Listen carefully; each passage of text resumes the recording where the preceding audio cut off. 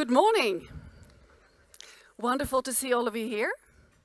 And a warm welcome to EU Days Lund, here in the beautifully renovated Stadshallen in Lund. And all of you also watching online. This event is recorded and you can share it with your family and friends and colleagues afterwards. It can be watched on the YouTube channel of the European Commission's representation in Sweden. My name is Katarina Rolfsdotter Johansson and I'm delighted to be here. I'm the main moderator for the third year in a row, and I am a moderator, program host, public speaker focusing on sustainability. So I'm very happy to be facilitating this here today. The EU Days Lund is an annual event, as I mentioned, arranged for the third year in a row. And it's an open forum for dialogue and for constructive discussions about the future of Sweden and about the future of Europe. And it's also a day where representatives from the public institutions, from academia, and also from, of course, the business world comes together and arrange this together with the public and students that are welcome to share their input and their ideas. And this year we will focus on societal challenges in Europe and also how they affect society coming forward in a sustainable way. And it's just not the society here in Skåne, but it's in Sweden, of course, and throughout Europe that we will be focusing on the challenges today and tomorrow. And this year we have 4 themes that we will be addressing. The first one is a climate-neutral continent by 2050 and having it in a sustainable and also, of course, competitive way. We will talk about a resilient Europe, very important. And we will talk about, of course, Sweden in the EU and Lund Innovation District. Those are the 4 themes that we'll be addressing during these 2 days. And the EU Days is organized by the City of Lund, Lund University, Sweden's European Commission's representation in Stockholm in Sweden, and also the Europe Direct. Europe Direct is also one of the organizers of these 2 days. And they do it together with a number of organizations that you can see on the roll-ups and during these 2 days that also collaborate to make this work. If you want to share some input during these 2 days, please use the hashtag EU Days Lund, hashtag EU Days Lund. And the setup is that we have 2 parallel tracks. One is in here in the concert hall, Konsertsalen, and the other one is across the hall in the amphitheater. And you are free to choose to attend any session. You can find the program, of course, online, and I'm sure you picked your favorite sessions already. So just join in wherever you want to join in. And we also have a radio studio here today in downstairs towards Bothufsplatsen. Studio AF, Radio AF will be there conducting interviews, and you are free to participate in the recordings. And this place is called, we call it Bothufshörnan in Swedish, downstairs. With that said, you also need to have some practical information to share with you. Please take note of the emergency exits on the sides here and where you entered. And the restrooms are on this floor and also downstairs. There's one behind me here across a landing, and there's a big row of bathrooms in this direction. And all the fika, important for all of you, sorry, those of you that will have to fika at home, but we have wonderful fika outside, 3 stations, and also the lunch on this floor. All right. So now it's my pleasure to introduce the real hosts of this event. The Mayor of Lund, Anders Almgren, please join me on stage and give him a warm hand. And also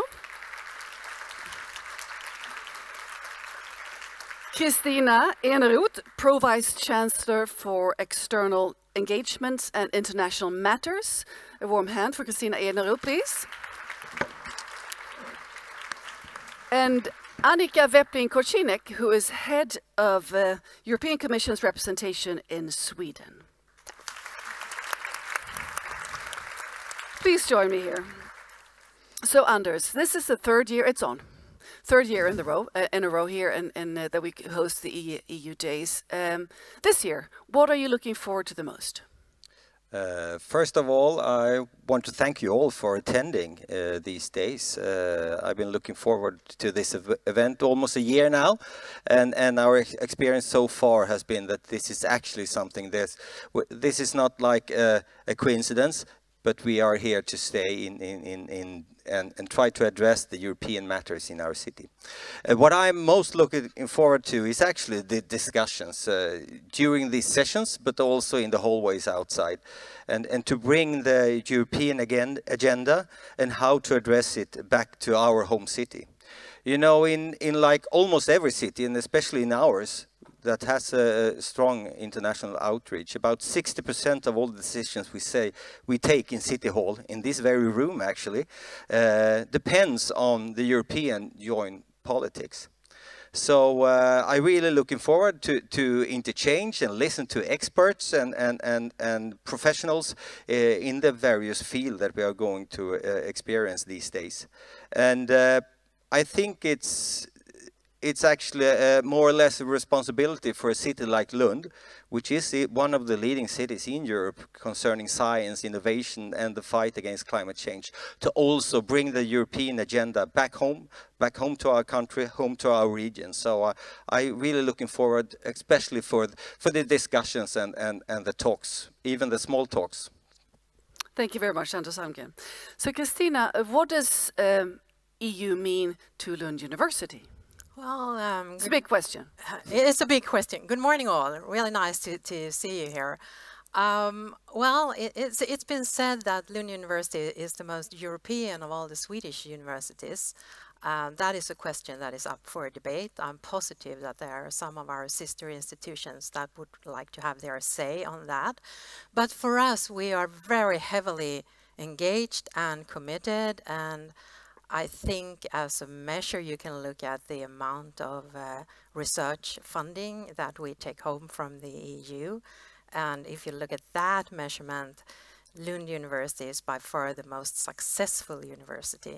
And then we use that money to do research, but also to teach students of the importance of the changes in the union, I would say. So it means a lot.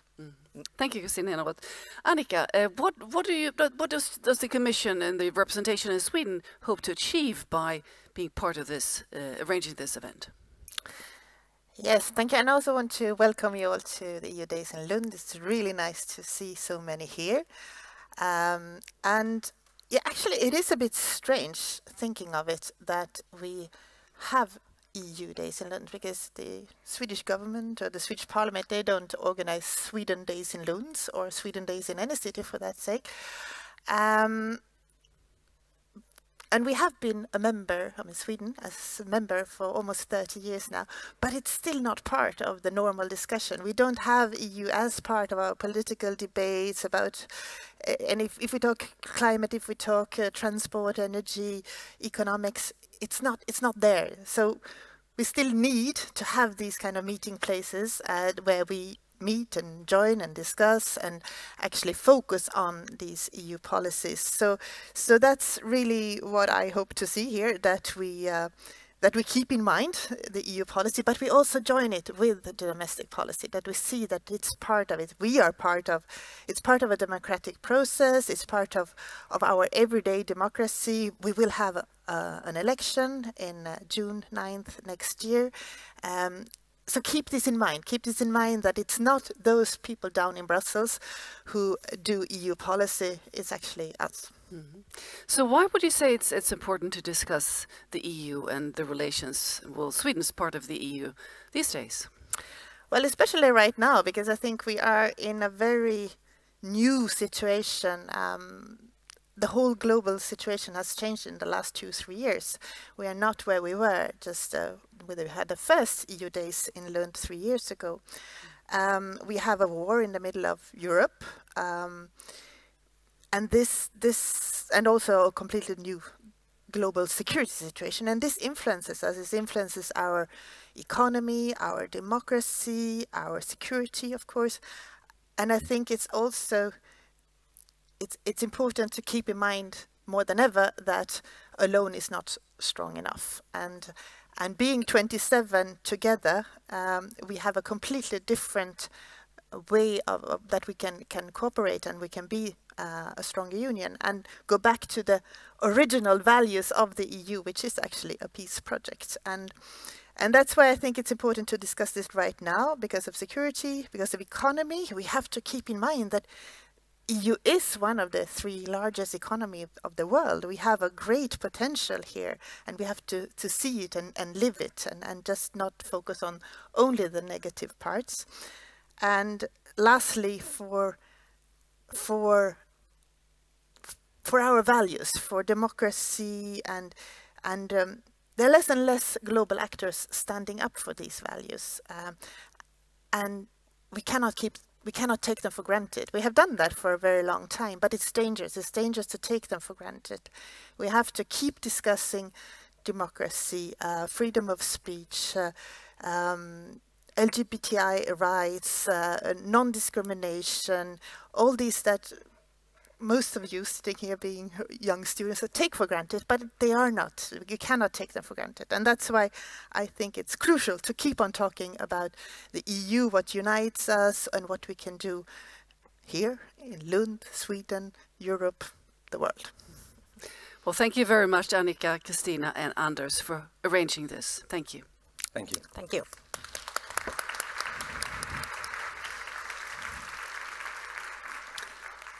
Before I introduce the first keynote speaker, I'd like to encourage you to ask questions. We have staff here with hand microphones that, if you raise your hand, if there is time, I might also add, to pose a question.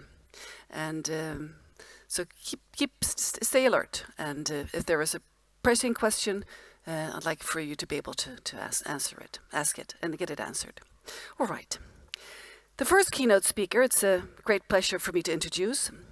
It's a Swedish diplomat. He was permanent representative of Sweden to the EU from 2016 to 2023.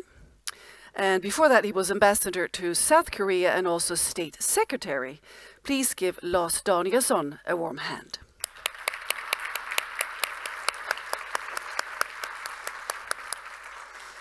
You have the floor. Thank you very much. And thank you very much for the opportunity to be here. It's always both a privilege and a pleasure to be in Lund, of course. I must say that whoever designed this background picture for the EU Days did a great job. I think this perfectly illustrates the kind of overall situation which I would like to spend a few minutes talking about. You see a lot of black clouds, and it's a secret to no one that we live in very difficult times and very challenging times, not only the war in Ukraine, but of course also what happens in the Middle East. But if you look carefully, you can see the sun trying to get through the black clouds. And in my book, I think the European Union is a very good way, maybe the most efficient tool that we have to make sure that there are more sunny days than cloudy days. So that's my starting point for this. Thank you. What I would like to do this morning is to do something. I rehearsed for this a few months ago when I was invited by the Secretary General of the European Commission to come and speak to the heads of cabinet of the commissioners in Brussels, because I've now left the civil service. I have had 43 years in civil service. I'm now a free man. I can say what I want. I always say what I want, but now I don't represent anyone but myself. So please remember this. If you don't like what I say, just blame me. Blame no one else. I was invited to try to present my ideas to this important part of the European Commission. What should the European Union do in the coming 12 to 18 months? So I've rehearsed on them. It worked rather well. I will tell you what did not work well. And then I will try to see if you think that I've tried to frame an agenda, which hopefully is a framework for the 2 days that we have together here, to see what we can do together within the context of European Union. First of all, it is important to recall, when you look at what's happening in the European Union right now, that we are towards the end of the institutional cycle. It was mentioned already that we have elections to the European Parliament coming up in, a little more than 6 months' time. The Commission is getting towards the end of its cycle also. Some commissioners may stay, some will not. But also, and that's very important, my point has always been when talking about the European Union, it's not enough to try to understand what happens inside the institutions and in Brussels when you talk about the European Union. There is still a very clear intergovernmental aspect to whatever we do, which means that basically you need to follow politics in 27 member states. Now, if you're interested in politics like I am, this is great, but it makes it a bit complicated. And right now it's even more complicated in the sense that we have relatively weak governments right now in many member states. We have many coalitions that some of them are rather fragile. We have elections, which is fine. I love elections, but we also have a lot of changes coming out from these elections, which means my point on this is the following. This is probably not the time for bold political decisions on the future of the European Union, unfortunately, because we have too few governments who are prepared to take these bold steps. I will come back to that. What I'm trying to do is to give, it's a bit presumptuous, but I am a bit presumptuous, so that's okay, to give a 10-point plan to the European Union, what the 10 most important points for the 12 to 18 months to come in order for the Union to be even better and stronger than it is right today. So I will share with you these 10 points. I hope the time is enough for that. If it's not, I will try to be short towards the end. These 10 points are not in the order of priority, but you know, these, I think there are 10. They are 10 important points which are extremely important for the Union to deal with in the coming 12 to 18 months. First of all, keep the unity when it comes to fighting the Russian aggression against Ukraine. As has been said in the introduction, we sometimes tend to forget that there is a war going on European soil. When I look, and I come from a rather fresh experience of being chairman of the Committee of Permanent Representatives, the so-called COREPER, during our presidency, first half of this year, I'm amazed, given all these political difficulties that I've described, that we have been able to stick together. We are providing, we have provided, we will provide strong political, economic, and military support to Ukraine. We have adopted a number of sanction packages, and we have, all in all, a remarkable unity. But that unity is becoming more and more difficult to sustain the longer it keeps on. And unfortunately, it looks like the war will not end anytime soon. And this is, we need to take this into account because unity in my book is the #1 priority. But we see, for example, now we have discussions on more sanctions packages, which politically, of course, is absolutely necessary. We need to do more. But if you look at it in the European perspective, my recommendation is no more new sanctions package, but make sure that the sanctions that are in place are effectively implemented. That's much more important than having new, largely symbolic sanctions measures. There are governments, we know that among the member states, who are a bit more reluctant to do more things. I'm now speaking very diplomatically. I shouldn't do that, but I do that anyway. It's a 43-year-old habit, so it's difficult to get rid of. But all in all, I think we have to just keep up the good work, because the war, as I said, will not end soon. So that's my first point, keep the unity. My second point, which we need to work more in, and that also relates to Ukraine, but it relates also to what goes on in the world, and it will also relate to one of the panels that we'll have later this morning. I think we need to try to get a better common understanding of what global role we want the European Union to play. It's always said, you know, European Union is only a payer, not a player. Well, that's not true. But the problem is, and we see this very clearly now with the conflict between Israel and Hamas, if you look at some of the votes in the UN General Assembly on this conflict, you have on some votes some member states voting yes, some member states voting no, and some member states abstaining on the same resolution. That's of course not good. That does not enhance the global role. I don't see this as it. I would prefer a much more united position on the various international conflicts, but I think we also need to remember we are not the United States of Europe. We are the European Union, and when it comes to foreign policy, the national tendencies are still very strong. Sometimes I say, I hope there are no foreign ministers here, no. The foreign ministers of the 27 member states have very strong egos. They have been a bit squashed over the past couple of years. Their role in the European Union has been diminished somewhat, which means that when they see that they have a role, they want to exercise that. That's fine.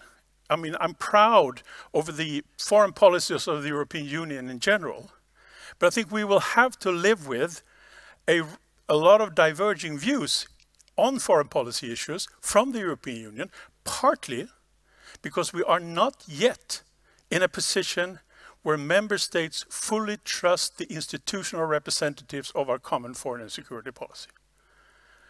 I wish and hope that will happen sometime soon, but we're not there yet. And until we get there, I think we'll have to have this more diverse opinion of view.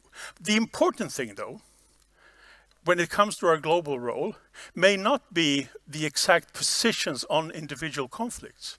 The important point in my mind is we need to prepare for two things. One is what will happen with the transatlantic cooperation after the next US presidential elections. We've had now a number of very good years in general, some exceptions, trade, but in general we've had a very good period of cooperation with the United States on many issues. But we have also, I witnessed that personally, we know what will happen if we have another sort of president in the United States, which may come after the elections. Here we need to get prepared for such an eventuality. The other important role has to do with our position vis-à-vis China. One of the most important meetings this year will take place 7 and 8 December, hopefully, between the leaders of the European institutions and my good friend Xi Jinping, the leader, the president, and everything else of China.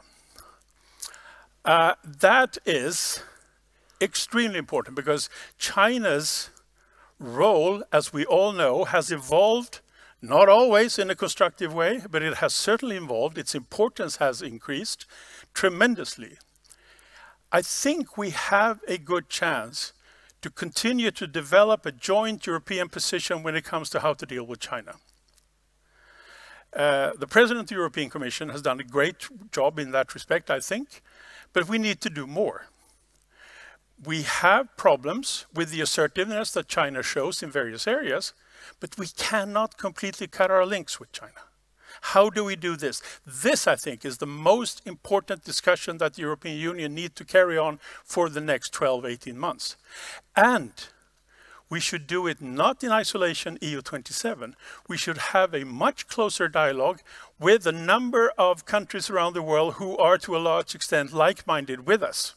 Canada, UK, Japan, South Korea, Australia, there are more. I mean, we should try to develop our global role, not in isolation, EU27, but together with these democratic market economy or oriented countries in the world. So that's my second point.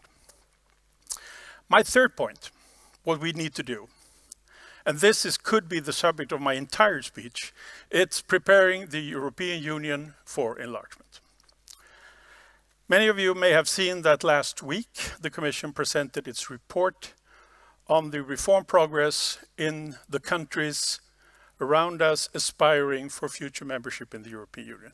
I will not at this point go into the details of that report. Suffice it to say that the geopolitical awareness among both the European institutions and the European member states that we need to get these countries closer to the Union with a view to future membership, that view is now very firm.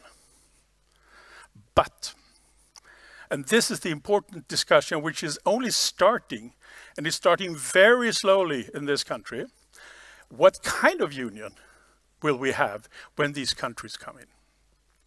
We need to prepare, I think, for a rather different European Union than we have today. Because it is a fact that it will take many years for these countries to live up to the standards when it comes to corruption-free societies, rule of law, market economy applied in a fair way and all that.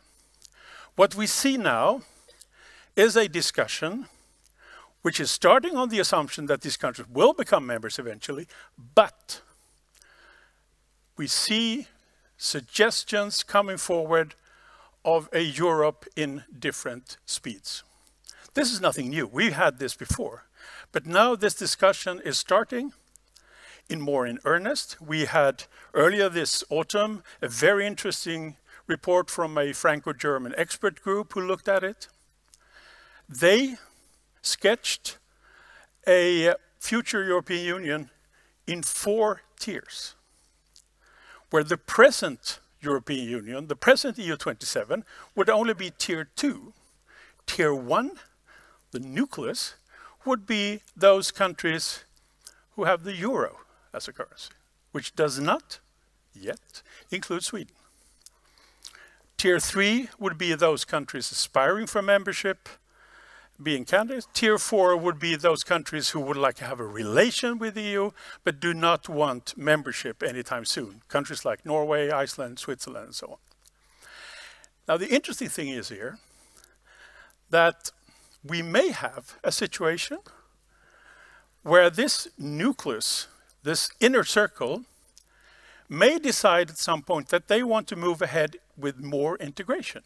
Because in many member states, and we tend to forget this in Sweden, in many member states, the only possibility to get an acceptance of a wider enlarged European Union is that we can move forward on certain issues. More qualified majority voting, closer cooperation in many areas. Now the question which I'm trying to pose to everyone who listens to me is, we need to discuss where does Sweden want to find itself in this future architecture. Are we satisfied with being a tier 2 country? Or should we, as many Swedish governments have said, not all, but many, we should aim for being in the center of the European Union? That discussion, I hope, will be much more active than it has been so far. My 4th point is the important thing which also was mentioned in the introduction.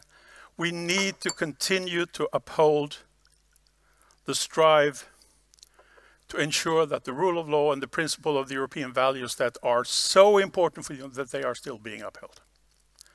And this has been tough, my friends. Having been sitting in Coreper and at numerous council meetings now for almost 7 years, I can see that we have still considerable problems.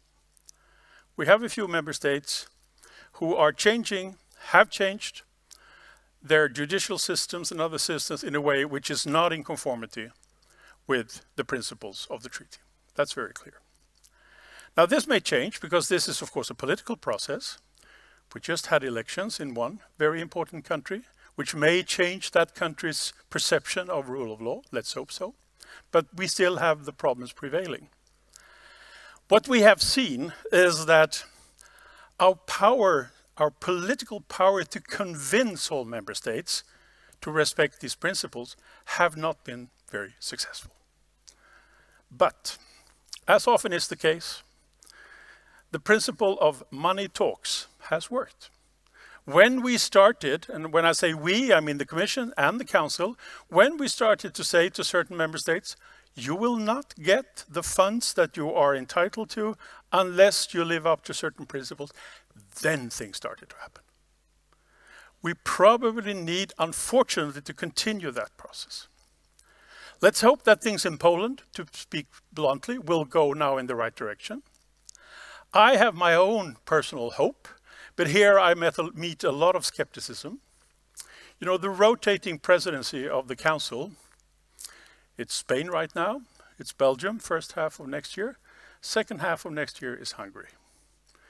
we should use the time leading up to the Hungarian presidency to really try to play on the good forces in Hungary, because there are good forces, to convince them that we know that you can make a good presidency of the European Union, but you have to do certain things on rule of law. Some say, well, wishful thinking on your part, could be, but we should try. This is how you get the sun to break through the dark clouds. So I hope that this can be something which wiser people than I can deal with during the coming months. My fifth point, which is very relevant, I think, we must do an earnest attempt now to see if we can get a better relationship with the United Kingdom. Brexit was sad, but Brexit was the decision of the British people, so it has to be, of course, to be respected. And we all know that the domestic politics in the UK, well, first of all, those domestic policies have to be done by the Brits themselves. But I think we have a chance now to start maybe to see, can we find, with full respect of the decisions taken by the British people, can we get a closer cooperation again with the UK? Because we need them. We want them. There are a number of areas where we should have more cooperation with the United Kingdom. That doesn't mean, in my book, that we're talking about a renewed British membership anytime soon. Probably not. But that doesn't matter. There are areas. Research, for example. I mean, we are now in the research capital of Sweden and innovation capital. This is where we need more British cooperation. We have started some. We need it in foreign security policy and in a number of other areas. So this is very important in my book. My sixth point that we should do now is to forcefully implement the most important decision maybe that has been taken inside the European Union over the past couple of years, and that is the so-called Fit for 55 package. The package which lays down a very ambitious strategy for giving a European contribution to fighting climate change. It's a historical decision. It shows this is European politics at its best, in my book. But, as always is the case, when Europe does something, we sometimes overdo things a little bit. Sometimes. The vision is very good. I mean, the overall goals are perfect. But then there is this tendency, when it comes to implementation, and we will now be in the implementation phase, that we try to impose detailed regulation on each and every member state on how to do the various parts, implement the various parts of the Fit for 55 package. And this is now starting to create a debate in Europe. Is this wise? We saw it, for those of you who follow things more closely, we saw it in the discussion about the Nature Restoration Act, which very recently was subject to an agreement in Parliament, between Parliament and Council. But we see it also in other areas. For example, for Sweden, the issue of forestry has been very, very typical. You know, there are differences between forest problems in Sweden and in the Netherlands, to say the least. I always say to the now former Dutch Commissioner Frans Timmermans that you know the name of every forest in the Netherlands. Sweden is 65% covered by forests, so there is a difference. We cannot apply the same measures, but that's what we're partly doing. We need to have more of Fingerspitzengefühl, as we say in Halmstad, when we talk about, I'm from Halmstad, when we talk about these issues, when it comes to implementing the important issues related to Fit for 55. If we do that, we will continue to make an important and necessary contribution to climate change, to fight climate change. Seventh point. Someone said, was probably Bill Clinton, during the election campaign when he was elected president, it's the economy, stupid. I mean, the economy is the basis for everything we do. There are two very important processes going on right now, which we need to conclude within, well, not within 12 months, we need to conclude them within 6 months or 3 months. First of them is to try to agree on what is called the Economic Governance Framework, previously known as the Growth and Stability Pact. I mean, the principles and rules which are binding for the Euro countries and policy recommendations for the rest of us on how public finances should be handled. This is a very difficult discussion. And it shows that things move very slowly in the European Union if you don't have agreement between Germany and France. And that we don't have yet.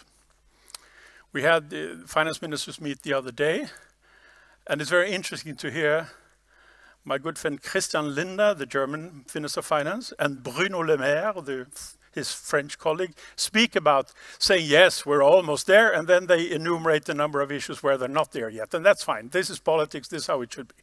But they need to agree, and we need to get an agreement here. Because we have a problem, and I will come back to that. We have a problem with European competitiveness. And we cannot handle that unless we have our public finances in order. And that is not the case right now. We have a situation, as you know, that in many member states, we still have a public debt which exceeds 100% of their GDP. Just as an example. So we need to get an agreement on that. And the other part where we need to get an agreement is the revision of the long-term budget for the European Union, which is right now being subject for discussion, and where the country where we are right now is being very difficult, for good reasons in my book, but still. But we need to get agreement on the economic fundamentals, because otherwise we cannot do very much. So that's very important. My 8th point, my favorite point.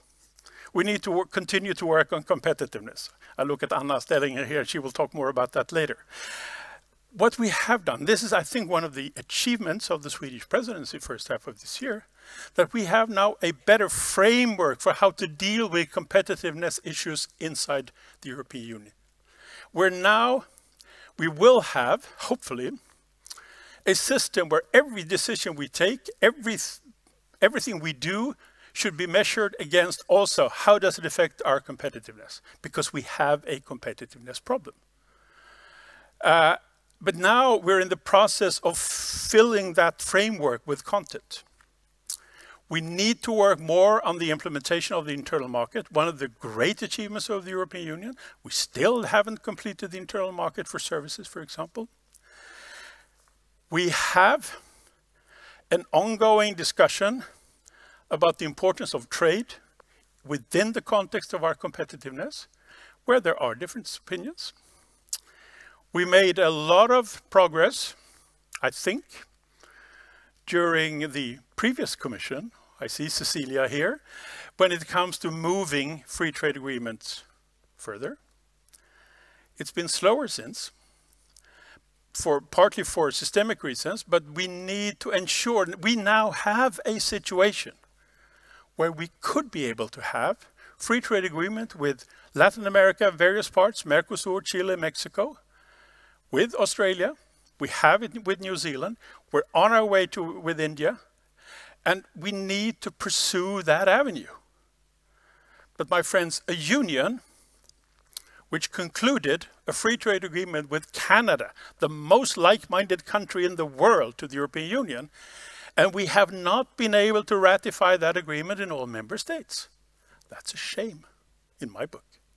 But we need to continue the discussion on how can we ensure that free trade is seen not as something which is threatening, but something which will improve our competitiveness. And but we will also have, I mean, this is something that successive Swedish governments have said for a long, long time. What we also need to do, I think, is to accept that the issue of industrial policy will become much more important in the European discussions. Partly because of China, but not only. We have a situation where we are too dependent on China in certain areas. We need to increase our resilience. We will come back to that in a successive panel, which means that we, Swedes, coming from a sort of very, very free trade, free market, open market perspective, I think we need to be a little bit less Taliban on these issues. We have to accept that there are certain critical areas where we may need to have a little bit of political influence in order to achieve what we want. This is extremely difficult, extremely delicate, but I think it's a necessary decision. My 9th point on what we need to do. Soon my 10-point plan is finished. We need to get an agreement on the Asylum and Migration Pact in the European context. You all know that migration is an issue where you can win or lose elections in every member state. It's so contentious, it's so difficult. It's been a bit more quiet in Sweden when it comes to influx of asylum seekers, but you just have to travel to the other side of the Baltic Sea and talk to German friends and you see how difficult the situation is. We are now very close to building an agreement between Council and Parliament based on very good proposal from the Commission on how to get this pact together. That will not in itself reduce the migratory flows, but it will bring hopefully some order into the processes. But what we then need to continue with is, of course, a much more intense cooperation with countries of origin and countries of transit in order to see what we can do to allow for the kind of legal migration that we need, but to make sure that the people smugglers who are doing great business and have been doing great business for decades, that their business model is being destroyed. Very difficult, but if we get the migration pact in place, I think we have a very good possibility to achieve this. And we did some good things, I think, during the Swedish presidency on that issue. But this will also allow us to focus on another issue, which is becoming a bigger and bigger problem in many member states, and that is the demographic problem. We see, mainly in the Eastern European countries, that there is a brain drain, an outflow of people to other countries, and these countries are normally a bit hesitant, to put it mildly, to solve this sort of demographic problem by more migration. But I think we need to have that discussion. We need to come up with ideas. I think one of the most important tasks for the next Commission is to attack the demographic challenge. We see it in Sweden as well, partly because we all know, particularly in northern Sweden, we have a great need for more people to handle all the very ambitious investments that are on their way there. But it's a real problem in countries like Romania, Hungary, Slovakia, Czechia.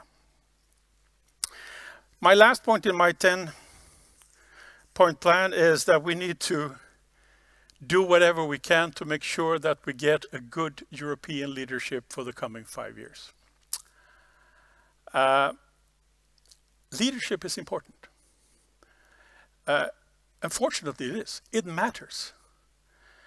There has been a lot of criticism on how we elect the leaders of the European institutions. Some of this criticism is warranted. Some of it is, in my book, a bit away from reality. We do not have a federation yet, which means that we cannot have the normal process, in my mind, that you have in a national parliament. You have someone who leads the government, in this case, the Commission, coming from the majority in this case, the European Parliament. This is something which has been developed. And anyway, if the European People's Party, the EPP, becomes the largest group also in the European elections, I'm pretty sure that this means that the next president of the European Commission will come from that group, and I would hope that it will be the same president that we have right now, because she's very good. She is exactly what the European Union needs. This is a very personal opinion, but I'm very proud to say that. But the problem is that I think now more than ever, we need to have leaders of European institutions who are good people in themselves, but also who can cooperate. And that's extremely important. We also need to look a little bit on our decision-making procedures. This has been the subject of a lot of discussion when it comes to the decision-making procedures in the Council. We've had members of the European Parliament who've spent too much time, in my mind, trying to impose suggestions on changes of the treaty, which mainly have as a theme less power to the Council, more power to the European Parliament. Well, fine, but this doesn't get us anywhere. It hasn't gotten us anywhere. But we need to look at the decision-making. The European Parliament needs to look at its decision-making procedures. I say that after having sit through nights and nights and nights of so-called trilogues with the Parliament on various issues. In my next book, which I will write, I will tell you all the details, but you will not be happy when you read it. But hopefully when I have finished my book, things have changed, so maybe we'll see. But my point is, now more than ever, we need strong European leadership, which means that we need representatives for the institutions which can understand the will of the people, which can understand the will of the member states, and which can cooperate much better than we have today. Because right now, not so good, if I put it mildly. So, my dear friends, this is what I told the leadership of the Commission, or parts of the leadership of the Commission some months ago. They agreed to a large extent. I think I can say that. There were some things I didn't like, but that's okay. But I think my point is, these are the issues which we need to deal with in order then to be able to tackle the various areas which we will discuss during these 2 days, because they all come together. Without a proper framework, we cannot deal with climate, we cannot deal with competitiveness, we cannot deal with whatever we want to do on the European level. In our book, in Sweden, we normally say very clearly, yes, everything we do on the European level should have a clear added value for doing it on the European level. That is the fact in most cases, but not in all. We have to remember that for many member states, they want European cooperation because they have not been able to deal with certain things nationally. That's normally not a very good starting point, to be honest, but it's a fact, it's there. So my final point now, yes, I talked too long, but that's okay, is in order for us all to try to be active Europeans, participate in the discussion about how Europe should develop, we need to discuss among ourselves. This is why EU Days is such a good undertaking. We need to keep an eye on what goes on in Brussels, make sure that we elect good representatives in the elections on June 9th. To the European Parliament, because that is extremely important. But we also need to be true Europeans in the sense that we need to have the interaction directly between the member states. We need to know, why does a new government in Slovakia act the way it does on Ukraine? What is happening? Why does the Prime Minister of Portugal have to resign for last week? Things like that also decides what's happening in the European Union. So I end by saying congratulations to Lund for having, as always, perfect timing on the EU Days, because now is the time to discuss European issues deeply, but also in a broader horizontal aspect. Because if we want those clouds to disappear, I'm quite convinced that the European Union, a good, strong European Union, has to be an essential part in achieving that. Thank you very much.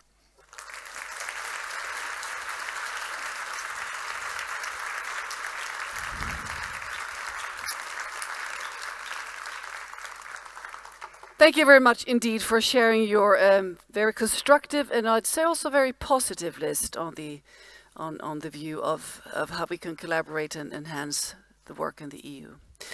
Before I open up for questions, I'd like to ask your question myself.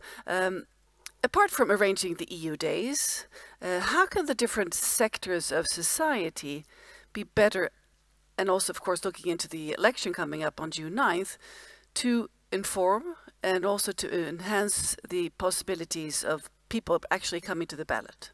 I mean, how do we as academia, business world, the public sector, broaden and open up for more understanding of the importance of voting, for instance, in this election? Well, I think Annika was touching on this in your introductory statement. I think that was very good. We need to be better at trying to make clear to everyone that European politics are intimately linked to whatever happens in Lund or in Skåne or in Sweden. We need to be much better at that, and you can all contribute to that. Because we all know it's no use fighting climate change just in Lund. I mean, you have to do it in a bigger context. And this, I think, is the most important task of all of you, is to try, because you've come here, so you are interested, you want to make an effort, you can contribute to increase, because it's about knowledge. It's about, you know, understanding what goes on, but also articulating opinions on what goes on. Because, you know, everything is not perfect in the European Union, by no means. But it can be much better if we have active citizens. And here I think a group like attending this and watching it online can do tremendous things. It's about knowledge. Thank you very much, Lars Danielsson. Let's see what questions we have. We have one all the way in the back here, a lady in red. So there will be a person with a hand microphone. And please state your name, and if you are presenting an organization, please say that too. My name is Ruzhana Svedelius, agronomy doctor in plant nutrients recycling. And my question is about the life and about that people are in the centrum for European Union. And why are we still unsustainable systems? Because when we say sustainability, we need to use plant nutrients. We just throw it away, and all of you young people are actually the same nutrient that plant take up from the soil. You know that? I hope so. And it's only 2% what is going back from cities to the soils. And it's our survival. We need clean air, clean water, and good food. And your question, please? The question is, why is not this sustainability for living the priority? It should be priority for life. It's a big question. Thank you very much. And important. Absolutely. And it's not only important, it's crucial for our survival, I think. So you're absolutely right in posing the question. I would say that some of the issues that you mentioned, they are addressed in the Fit for 55 package. I mean, so much of this can be, much of the work on these issues can be strengthened now through the implementation of the Fit for 55. I think there is, on the political level, a general awareness about the necessity of implementing this. But now we're starting to get into the difficult part, which is implementation on the national level. And then I think exactly what you illustrate with your comments, we have a lack of understanding in many member states that this also requires some immediate action for all of us personally. Well, there is no shortcut to this. We just have to keep on patiently explaining, arguing. That's what we can do. But I think the Fit for 55 package gives us a basis to do that. And of course, science that you represent is crucial in this knowledge sharing. So thank you for asking your question. Another question over here, to this side. Do we have a microphone? Let's start in the back here because it's going to save us time. We have another 7 minutes. Hello, my name is Rebecca Hin, and I come from the Swedish Agency of Youth and Civil Society. We work with a program called mock elections in the elementary school and high schools, where students learn about democracy and also learn about the elections. Soon we have the EU election, and I would just like to hear your point of view of why it is important to include youth in understanding and getting a greater knowledge of EU. Thank you. Well, it is important, of course, because they are the future voters. There is a discussion even to lower the eligibility age for voting in the European elections to, for example, 16 years. That's a very intense discussion in Belgium, for example. I think we need to be extremely active when it comes to promoting the understanding among young people that even though we all live with what is called in the treaty language, the subsidiarity principle, that we should not take decisions on a higher level than is necessary, there are a number of issues which can only be dealt with on the European level. I'm proud to note that if you look at the participation rate in the European elections in Sweden, they've been comparatively high. They increased overall in many countries last time around, but they're still horribly low in many member states. There are member states that don't come over 25% of participation rate. So I think this is one of the most important things, which is not only for those who deal with young Swedes, but with young Europeans. How can we make people finding it meaningful to vote also in the European elections? Because the European Union is complex. You know, also I've dealt with this most of my life. I sometimes say I know less and I understand less and less of what goes on. For many people, it's difficult to explain in, so to say, short term, why should they vote in the European elections. But I note with satisfaction that the participation rate in this country has been quite good comparatively. It's higher in some countries because they have compulsory voting. But I certainly hope that we can all make a contribution to make sure that even more people go and vote. And we should start with the young ones. Thank you. We have time for 2 more questions.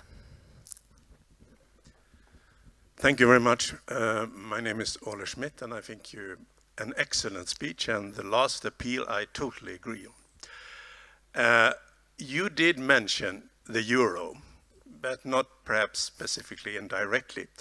Because if Sweden, and I hope both of you, perhaps many here, want Sweden to be in the inner circle, what should Sweden do? Shall we join the euro, and when? Because I think that is, you didn't have it on your 10 list, but for Sweden, I think that is number 1. Thank you. Difficult timing, huh? No, it's perfect timing. I think, I mean, personally, I agree with you. I mean, I voted yes in 2003, 4, was it? And I will vote yes anytime it comes up. The interesting thing is that, and which bothers me a little bit on this issue, if you look at the Swedish debate, which is coming up now a little bit, is that it centers around the value of our currency. I mean, that's of course an important element. I mean, everyone who's been on holiday in a euro country knows that it's getting a bit expensive, to say the least. And on the other hand, this is why you have so many Danes coming to Lund, I guess, because the Danes are wiser than we are. They're pegged their currency to the euro. We have to respect the referenda, of course. But my hope is that we can start a discussion on the euro, not so much based on the value of our currency, but on what I talked about. You know, what kind of position do we want in the European Union? That, I think, is the important. That's a much more difficult discussion. It is a much more difficult discussion if you think that we have to deal with the issue of our possible future Swedish membership in the euro through another referenda. But I think what we can do, what I'm doing now, but I've done this directly both to Ulf Kristersson and to Magdalena Andersson. They're not very happy when I bring it up, to say the least, which I can understand because it is a difficult issue for a number of reasons. But I think we need to look at it long term. But I think there are 2 things we can do relatively quickly if we want. One is to do what the Danes have done, peg our currency to the euro. Secondly, we could say much clearly that we want to be part of the banking union. There was a very thorough, good report on Swedish possible membership of the banking union, which was presented a few years ago. Everything is there. Just take it. But I realize this is Lars Danielsson speaking, very personal. I am fully aware of the political complexities on this issue, but I think the discussion needs to start. And it should be focused on what do we want Sweden to be in the European Union. Different perspective and then just the financing. We take one more quick question. Short and quick, please. Thank you. My name is Doris Dandler. I'm the ambassador of Austria here in Sweden, and thank you for these EU Days in Lund. I already enjoy it very much. Thanks also for this very inspiring speech you gave. I will make it quick. I agree to almost every point, and I missed one. That was, you were talking about enlargement of the European Union, more or less with a perspective on what needs the EU to do to be prepared for the enlargement. But if I can put in a Central European perspective, shouldn't we think also about enlargement in global terms, in our global role? There might be a conflict lowering in the Western Balkans, for example. And it looks like a very, very sensitive time at the moment. So I would be interested in what perspective you have, what countries should be in the first row to be for the enlargement of the EU. Thank you. Thank you. That's a subject for another panel almost. It's a very important question, but it's also very difficult. We may touch it a little bit, Cecilia and Richard and I in the panel later on, but I think you're absolutely right. I think what has happened is that we've had a development when it comes to reforms on the Western Balkans over the past couple of years, which has not been very positive, to be honest. And that has been taken by some as an evidence that, we cannot move very quickly. I think with the horrible aggression against Ukraine, we have a new geopolitical situation. If I read the Commission's report on the status of reforms in the Western Balkans, it's still quite negative, quite difficult. But I think the same geopolitical reasoning that at least tells me that we have to get Ukraine and Moldova closer to the European, that also applies to the Western Balkans. And I think your government and a number of neighboring governments are now pushing this very strongly. I think you're absolutely right in doing that. But I think the possibility of doing what I think is geopolitically necessary to get these countries closer to the European Union, it would require the same kind of change in the European Union that I talked about. We have problems of rule of law and corruption in many of the Western Balkan countries. We have an increased destabilization from outside forces, which makes things even difficult, which of course, as you rightly indicate, is an argument for trying to do more. But I think this, to me, this means that this discussion about a European Union in various speeds will become even more active in the months and years to come. And I think that may be the best. We don't like that normally. I mean, if you talk to the Swedish government, they will say, no, we don't want that. Which is also a very understandable position. But in my book, it's inevitable.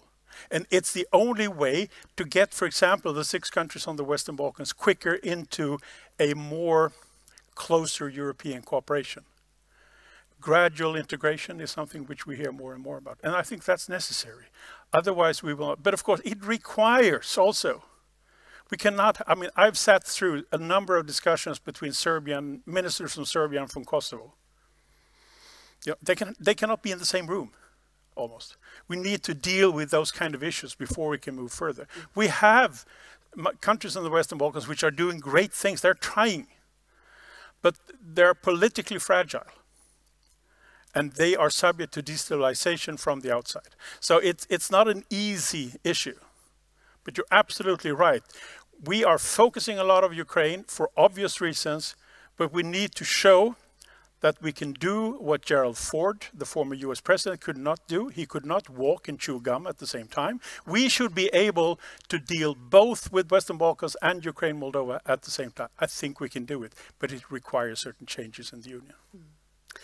Well, thank you very much, Lars Danielsson. Before I let you go, there is a little bit of a treat here that all the speakers get. Some local wonderful chocolates. And speaking of chocolate, there is fika outside, 3 different stations. We commence again at 11:30. You can choose any session you want, and if you've forgotten which sessions there are, you find them online at lund.se EU Days. And a warm hand to Lars Danielsson. Thank you very much.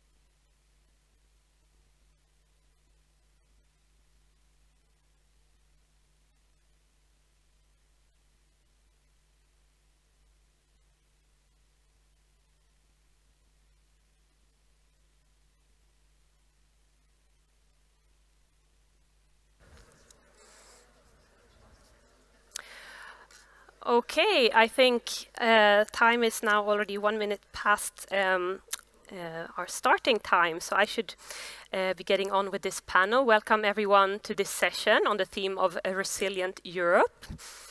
My name is Louise Bengtsson. I'm a senior researcher at the Swedish Institute for European Policy Studies, SIEPS, and I'll be facilitating this panel discussion. And it's a joint venture together with the Center for European Studies here at Lund University.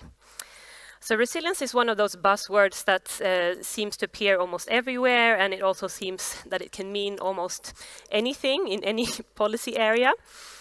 And as you may know, this concept originally came from the ecological sciences, but then slowly moved into social sciences and also global governance and EU governance. So when I was looking at definitions, the EU actually does have a definition of resilience, and that is the ability not only to withstand and cope with challenges, but also to undergo transitions in a sustainable, fair and democratic manner. So being resilient in terms of responding to challenges, but also being able to change accordingly in the right kind of way. So in this panel, I think we'll take a broad view on challenges and on resilience, and we'll be looking at this in times of uncertainty. We have 2 ongoing wars in the EU's neighborhood, of course, and increasing geopolitical tensions, also ongoing challenges to European democracy, and this prospect of both challenges and opportunities when it comes to EU enlargement in the future. So to make sense of this rather complex landscape, we have a panel with us today. They almost are in no need of introduction, I would say.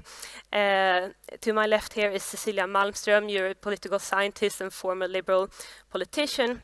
You've served as a member of the European Parliament, as the Swedish Minister for European Affairs, and also twice as European Commissioner for Home Affairs and for Trade. And you have a range of roles also right now, of course, among which, for instance, as a senior fellow at the Peterson Institute for International Economics. So very welcome, Cecilia.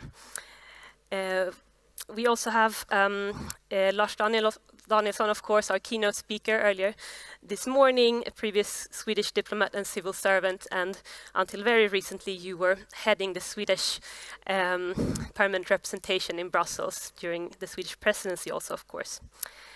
And we have Rickard Bengtsson here as well. He's an associate professor and senior lecturer at Lund University, and your research focuses in particular on European security, European governance. And I can also announce that Rickard and I are working on an anthology on the Swedish presidency this year that will be released later in December if all goes well. So to start off, I would like to first turn to you, Cecilia. Having heard Lars's keynote, which included his views on challenges to the EU in terms of resilience and other issues, I would like to hear your response to that, and also in particular this delicate balance between free trade and active industrial policy, these broader strategic challenges that have also been increasingly important on the EU's agenda. Thank you very much. Good morning. It's a pleasure to be here again. Indeed, Lars made an excellent summary of the different challenges, and many of them are actually related to resilience or geopolitics as well. And when Ursula von der Leyen, when she started her work as president of the Commission, she said, "I want to lead a geopolitical commission." Maybe she got a little bit more of that than she wanted or she expected, because of course this whole mandate has been full of very big challenges and lots of geopolitical tensions. First, of course, we had, and she had to navigate in this and very much building resilience as the crises are dealt with. And of course, she had to deal with the COVID chaos in the beginning. It's almost forgotten now, but it was a very chaotic situation the first weeks in the European Union, with different countries taking different measures without coordinating. And Ursula von der Leyen, the Commission, stepped out very strongly, I think, to coordinate it and to later also coordinate the joint procurement of vaccines and the recovery, and also preparing for a possible new pandemic. Ukraine, we have talked about the importance that Europe has been speaking with one very strong voice has been a way to build resilience in that regard. It didn't work quite as well with the Hamas-Israel war. Maybe you will talk more about this, otherwise we can come back to this. The EU has been leading the climate transition globally. You can criticize for not doing enough, but the EU is the leading force in the climate and transition there, the first mover, and is also trying now to navigate, and this is the first example of how to navigate push CBAM, the carbon border adjustment mechanism, which is a unique way of pricing carbon, which is excellent, but it also creates a lot of tensions in the world, and how to navigate without increasing those tensions. With the US, there are tensions as well, even if the transatlantic relationship is very strong, has been excellent on the Ukraine coordination and also sanctions vis-à-vis Russia. But the new industrial policy from the US leading to immense investment in the green transition, which is good, but also putting pressure on the European Union on how to respond to that. We do risk to see, and we already see it actually, a subsidy race in the whole world, and where smaller economies, developing countries, and also within the European Union cannot quite keep up to these wave of subsidies in the green transition, which will create tensions as well. So the EU response has been varied, loosening up state aid rules, but also taking a number of strategies, which are important, but also you have to weigh there to keep the markets open, to make sure that the internal market is working, and that you do not compete internally there with the big economies. 70% of all the state aid is done by France and Germany, so you can see how imbalanced that is already. On the trade, as Lars mentioned, it has been less aggressive, I would say, or less offensive lately. It is very much geopolitical. It has very much been directed by another one of these buzzwords, open strategic autonomy, which means, of course, that Europe should be self-sufficient in key products like medical health care or medical equipment in case there's another pandemic, and in some key elements as well. So how to balance the de-risking when it comes to that you need to spread your investments and your trade to make sure that you're not too dependent on one country, but on the one hand, or on the other hand, also engaging with your trading partners. We saw what the dependence on Russian oil and gas led to in Europe, and the geopolitical consequences of that. Now we are also in a similar situation because we are very dependent on what is probably the new currency, and it's not the euro, sorry Lars, it is nickel, magnesium, cobalt, lithium, which are key rare earth elements that we do need in the whole green transition. We need it in the digital transition, we need it in the green transition. These metals that are so key, and our dependence of this will increase with hundreds of % the coming decades, and basically we buy everything from China. We are very, very dependent on China. So here, of course, we need to de-risk, not decouple, but at the same time, as Lars also mentioned, make sure that we do trade with China on all the other non-sensitive elements, but diversify, find a more flexible, a more resilient approach to this. So this is, and I'll wind up, I have lots to say, but we'll come back in the discussion. Finding that balance of being autonomous and strong and resilient, where it really matters, but not fall in the autonomy trap. Because if I make myself more autonomous from you, you will make yourself more autonomous from me. And the whole European Union flourishes in international cooperation, where there are multilateral organizations and institutions. And to withdraw from that would be very, very would be detrimental for the European Union and its development. So in this very difficult path, navigating in a difficult world. I think it will get worse before it gets better. And also, one of the last points that Lars brought up is to sort of Trump-proof our policies for the future in trade, in foreign policy as well. And all this will nicely land in the European Parliament elections, which is an excellent opportunity to discuss these things, not only the actual individual proposals, but also the whole, where is Europe going? It's an opportunity for all of us to engage in this. How do we find that balance? And there are no easy answers.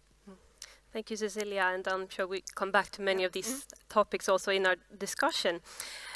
So at this stage, I think I'll actually turn to Rickard for your introductory remarks. And if you look at this concept of resilience, I know you've also been studying the concept of geoeconomics and its implications for Europe. What dimensions do you see in relation to this concept for the EU? And how do you see that playing out also when it comes to possible contradictions or conflicts? Thank you, and it's a pleasure to be here. Good morning, everyone. And I see some of my students, which is quite nice, so I feel at home. I thought I would just start with picking up on a point that both Lars and Cecilia has made, and that's the realization of the strategic dependence of the EU. We cannot think away that, and it's obvious to me that recent crises, COVID and let's say Russian aggression, is illustrating and reminding us of that in a very clear and brutal way.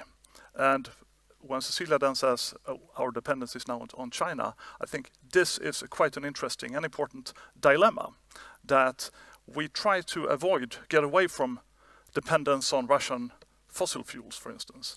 And when doing that, in combination with a green transition and decarbonization, we actually end up in a more, all else equal, in a more dependent position vis-a-vis China.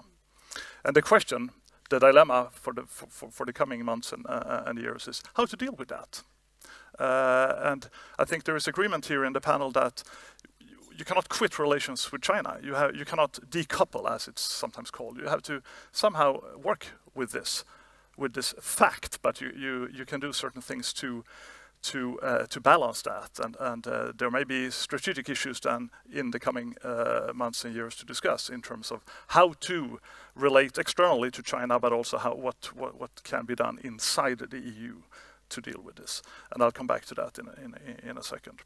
When you mention geoeconomics, Louise, I think that's the approach that many now take, that we see increasing competition on the global level, and it seems that economics is the new way of doing politics. I mean, this has always been around, but it's becoming very obvious and more confrontational. And again, that has to be somehow dealt with. It's the assumption that, at least I have, that we cannot think away the globalization foundation that we have. There is strategic dependence. We need to work with that fundamental element. And I think that relates also to points that have been made already. With whom do we work with those difficult issues? It may be the United States, but it may also be other countries that are both like-minded and democratic, but also relevant from a critical raw materials perspective, such as Australia. So that's my first point. The strategic dependence needs to be realized, so to say. My second point, and that goes more specifically to the question of resilience. Louise mentioned here the, let's call it, official EU stance on what resilience is. And it's a quite complex approach that the EU is choosing. I mean, the general discussion on resilience in a Swedish context, in a NATO context for that matter, and so on, it's about resisting threats and challenges and then somehow reinforcing or dealing with the effects. So bouncing back as good as you can. And the EU has here chosen a quite difficult, quite complex path, because from official documents and official discussions, it's clear that there are at least 4 different dimensions of resilience. And I think they come at odds with each other from time to time. There is clearly a sort of economic dimension to this. There is also a green dimension to this. And what may be good from a green perspective may not necessarily be good and relevant from an economic perspective. There is also a digital component and also a geopolitical component. And I think it's, in a sense, responsible to take that sort of 360-degree approach to this question of how do our societies, the European continent, become more resilient towards challenges and threats and so on. But it inevitably creates a lot of trade-offs and dilemmas and difficult issues that need to be dealt with. In that context, I think I'll also mention one thing that we need to keep in mind, and that is when we say the EU and resilience and so on, it seems that this is very much a government discussion. And of course, to a degree it is. I mean, the rule book and so on has to be governmental decisions. But it's important to realize that fundamentally resilience is a lot about non-government actors. That the executors, the implementers, are not least private companies. So the landscape here is quite complex. And if we turn to the Swedish discussion also on total defense, totalförsvar, it's also a question of civil society. It's also a question of us, actually, that we have a responsibility and have some kind of role in enhancing or increasing the resilience. So it may be too narrow to just look at whatever political decisions there are. But if I finally, third point, if I do that still, I think I want to just illustrate this discussion a little bit with two different, law packages or laws.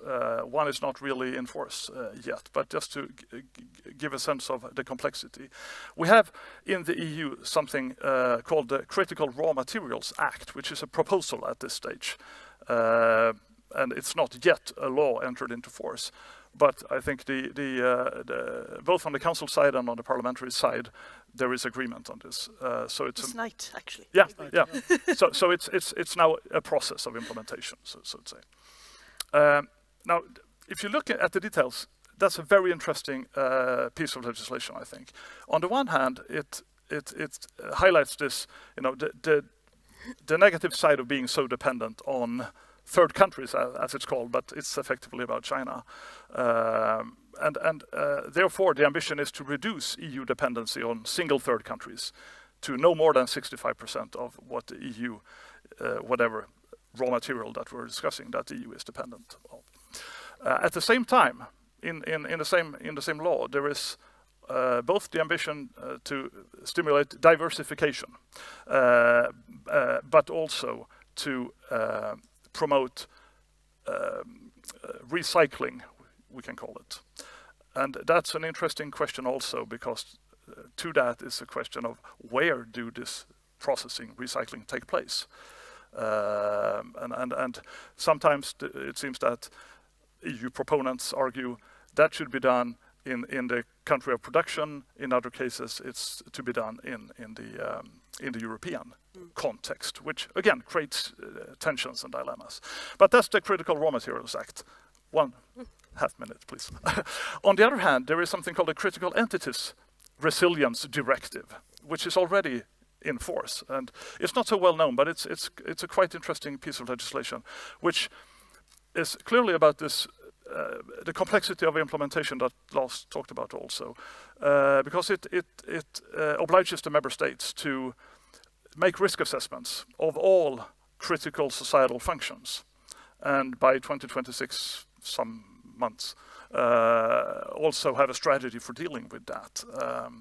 And the list is now out on what all those critical entities are. It's a very, very long list. It's a compromise among the governments, but it's a long, long list now coming out of the Commission.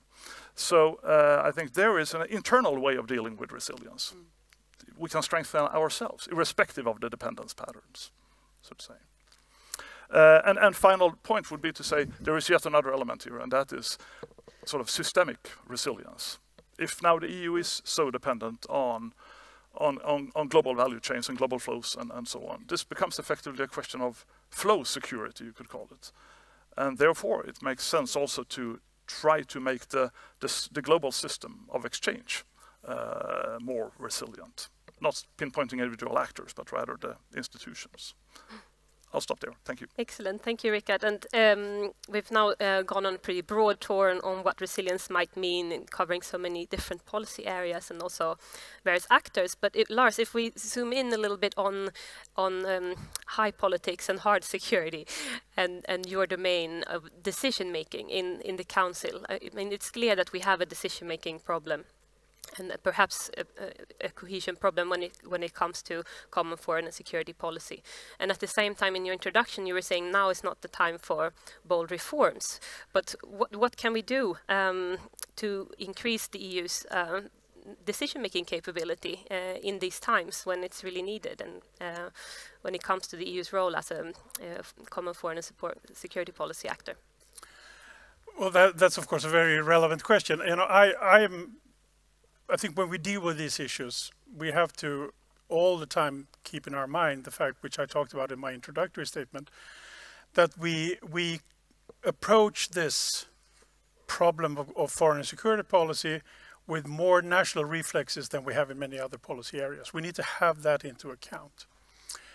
We used to have, when Cecilia was commissioner, we had a high representative who was a strong proponent of keeping unanimity in foreign policy, Federica Mogherini, because she said if we can agree, it makes things a bit stronger. And of course she has a point there, but since she has left, we see clearly that there are member states who uses their, let's call it veto power, in a what I would call non-constructive way. So I think she may have a different opinion today, I don't know.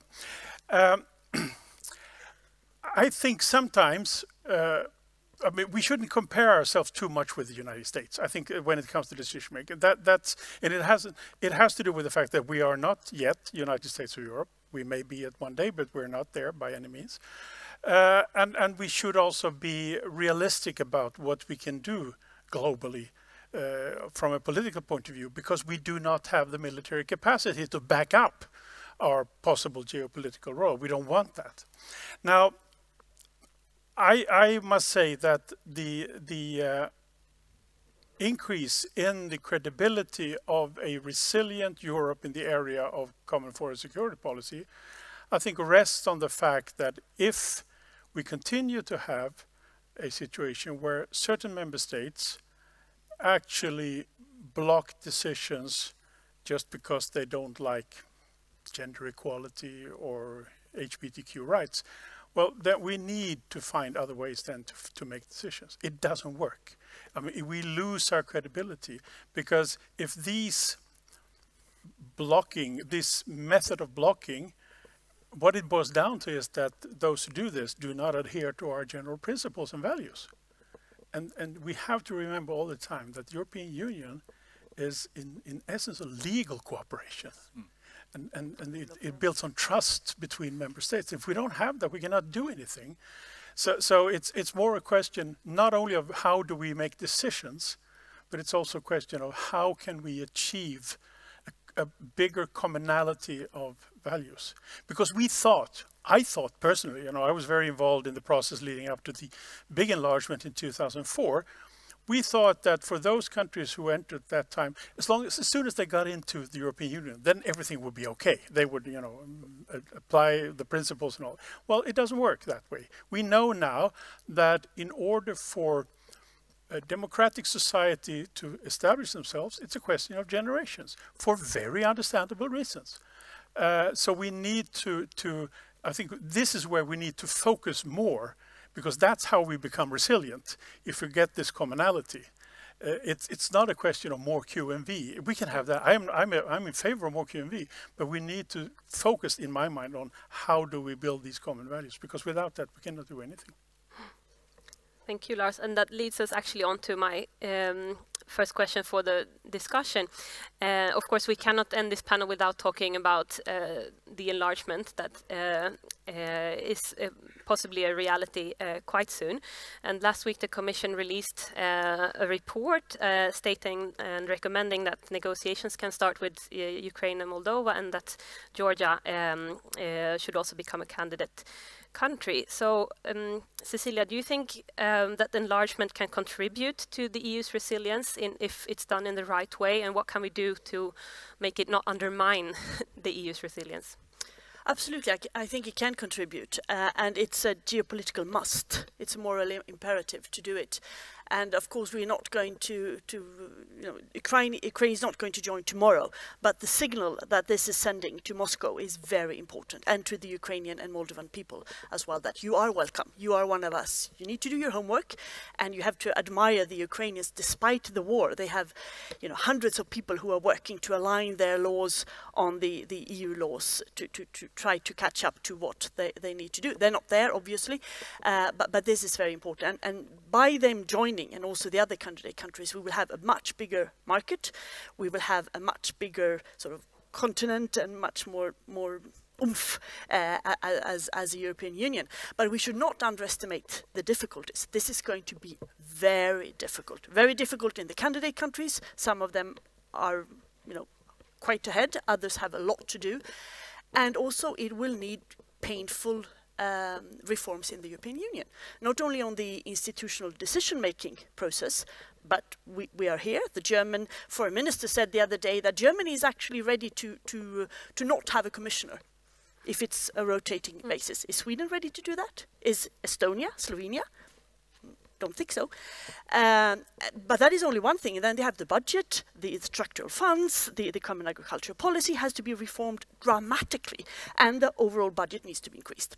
So it will be tricky, and it is very important that EU during that time, and maybe that was what you alluded to, the big reforms, we have to do them.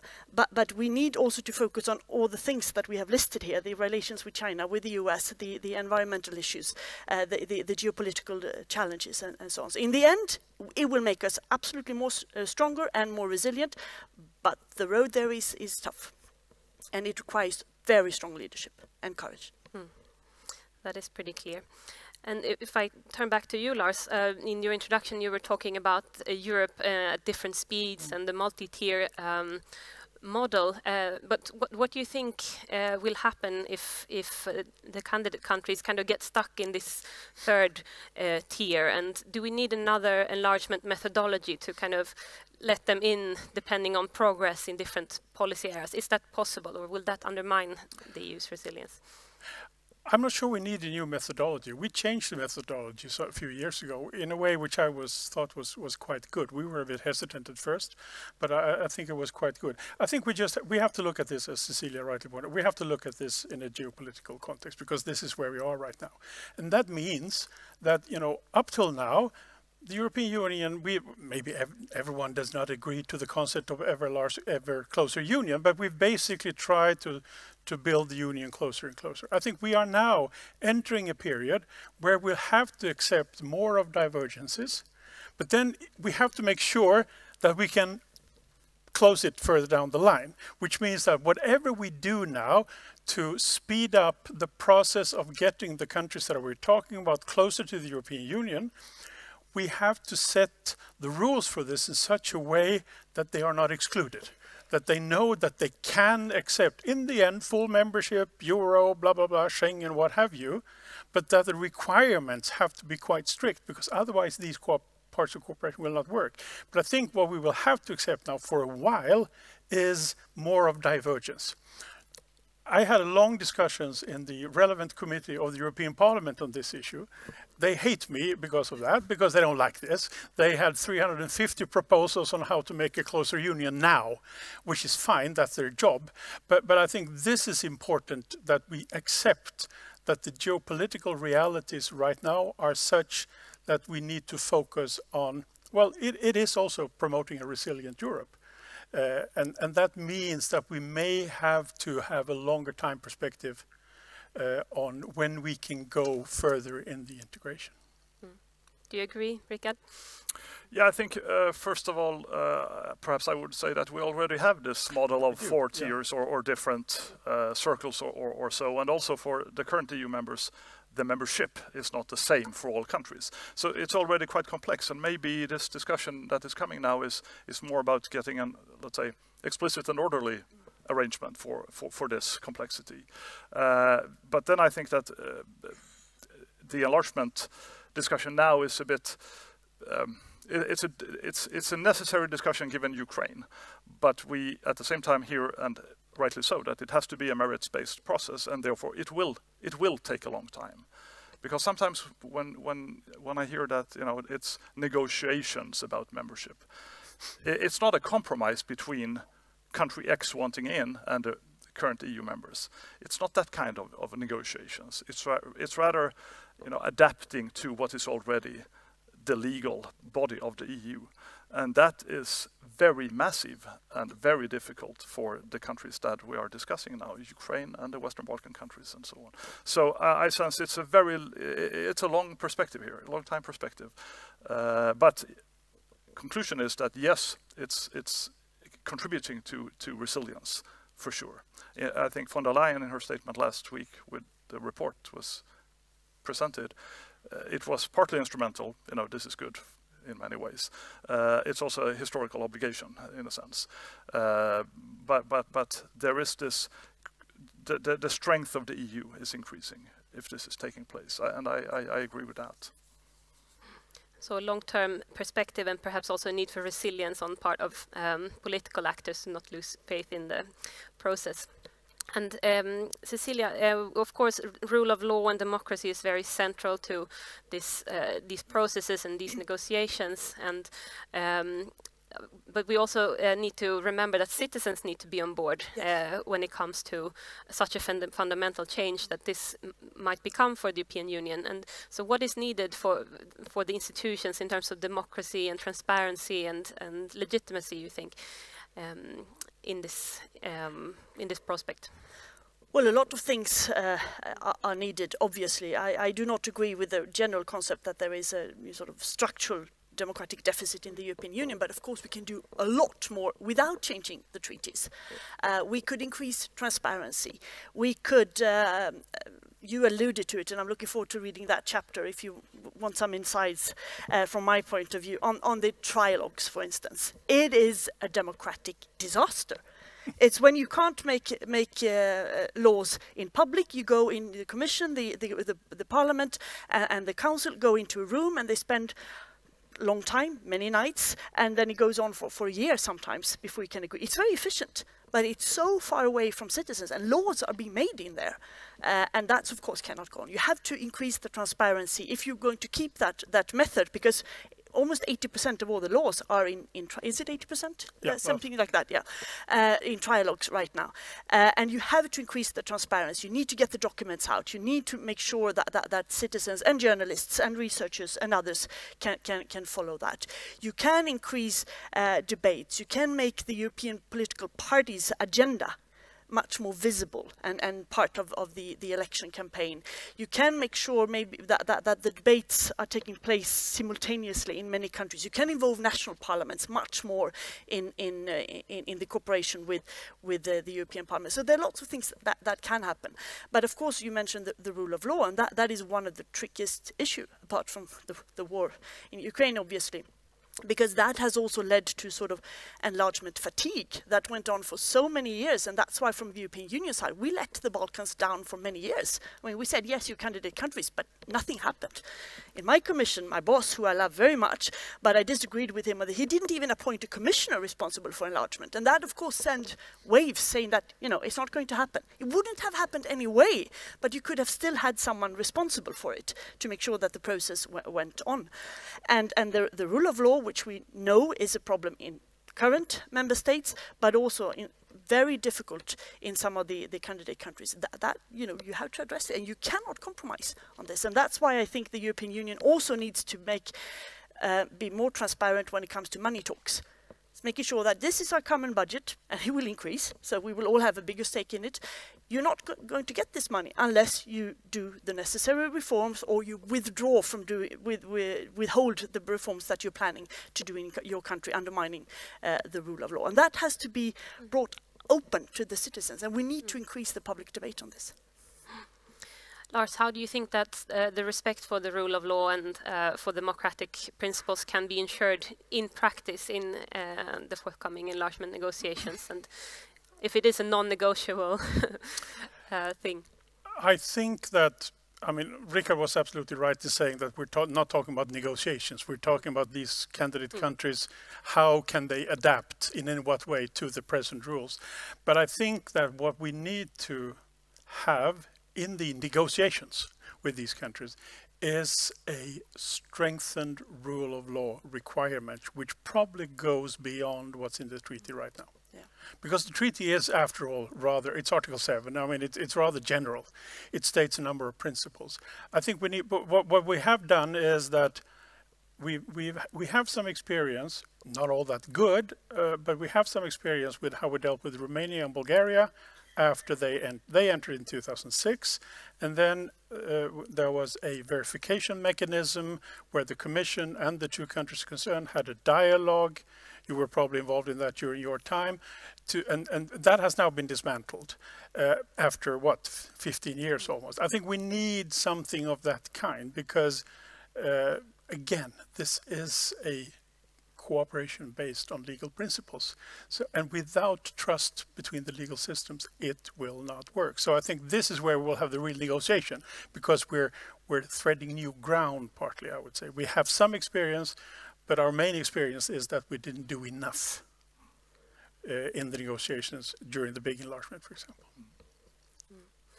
Thanks. And if we look at the upcoming European Parliament elections and the new process that is also going to start for the new Commission and so on, keeping in mind also the political dynamics between the member states and the political leadership at national level, what political risks, Rickard, do you see within the European Union right now, and how might this emerge during the next year, depending on outcomes in the elections and so on?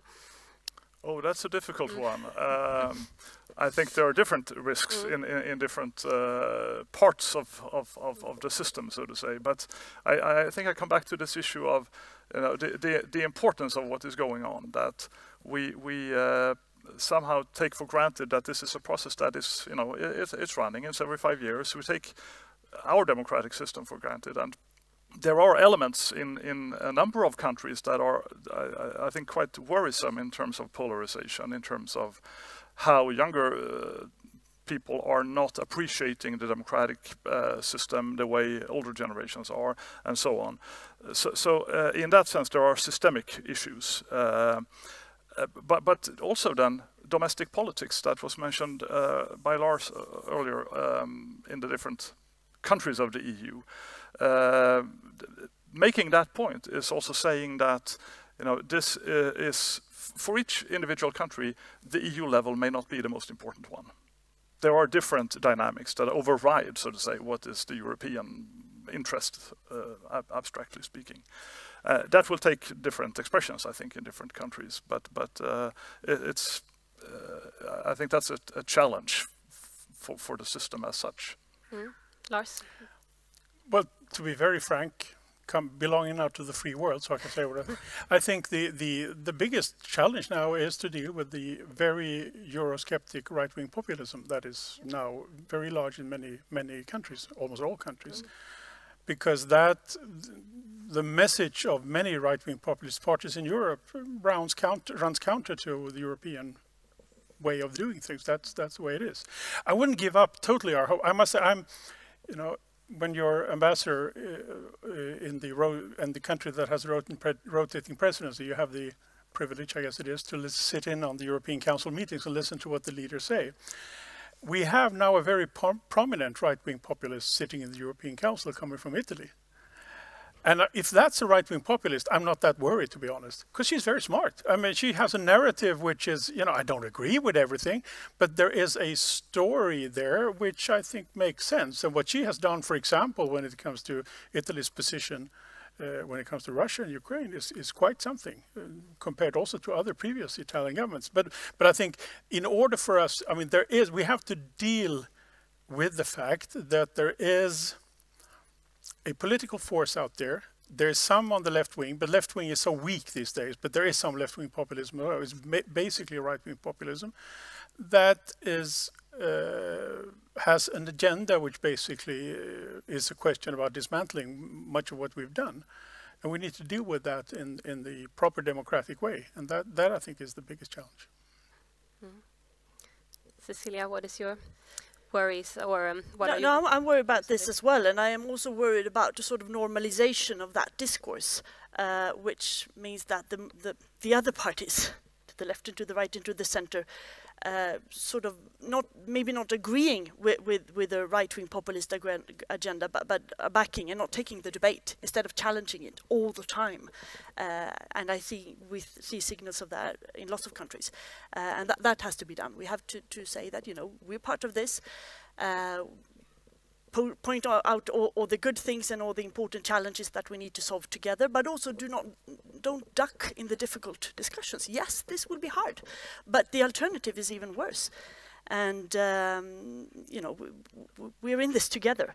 And just imagine if we had not agreed on Ukraine, if we had 27 different foreign policies, it would not have been good. Or for that sake, I mean, there's still a lot to do in the climate agenda, but we have a very strong common European agenda, which is setting the tone globally. Now, country after country are now moving to, in some way or another, pricing carbon in emission trading system or some sort of taxes or fees on carbon, and they are looking at the European Union, who is the first mover there. So and what if we had 27 different policies?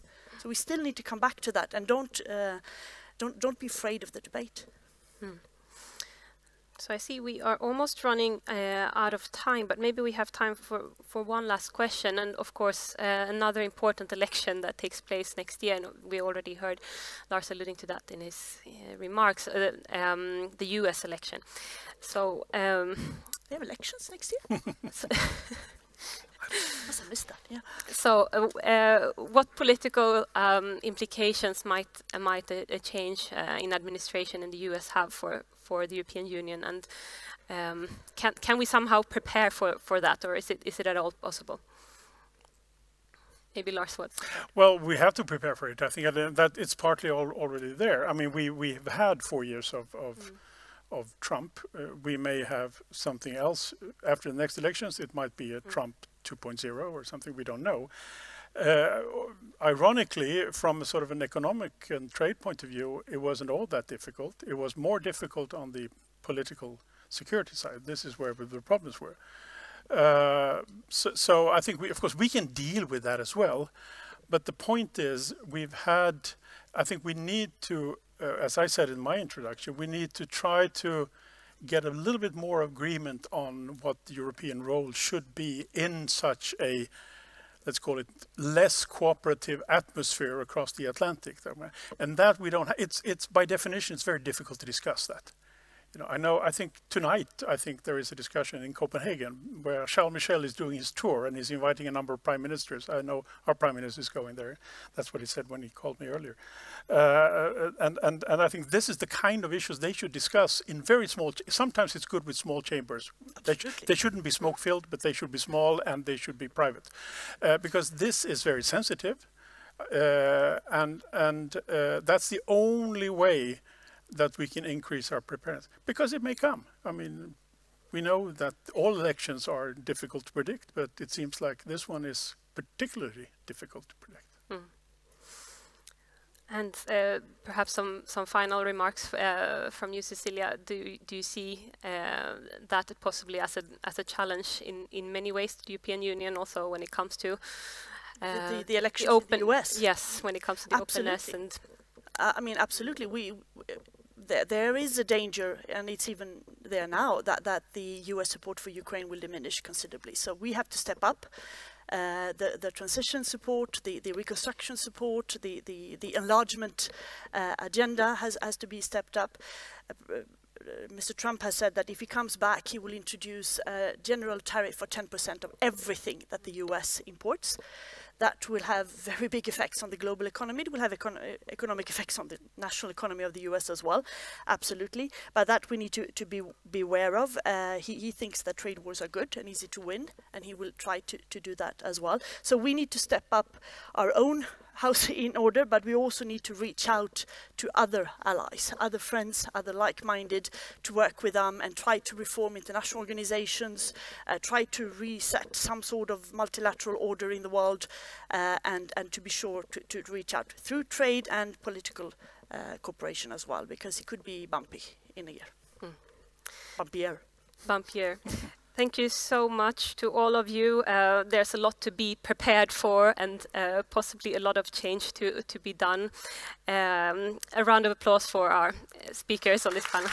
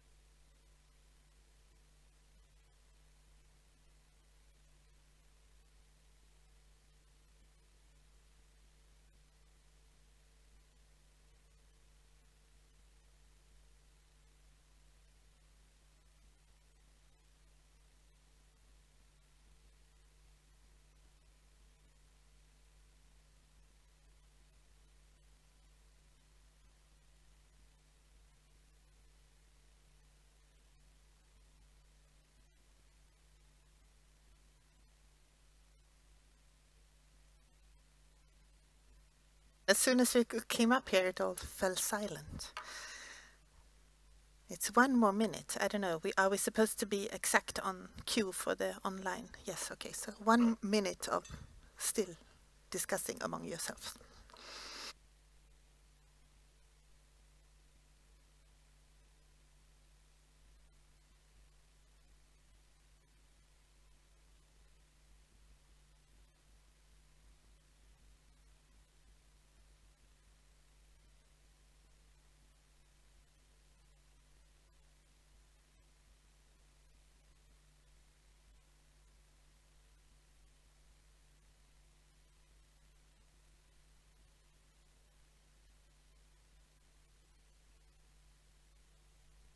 So there we go. Welcome.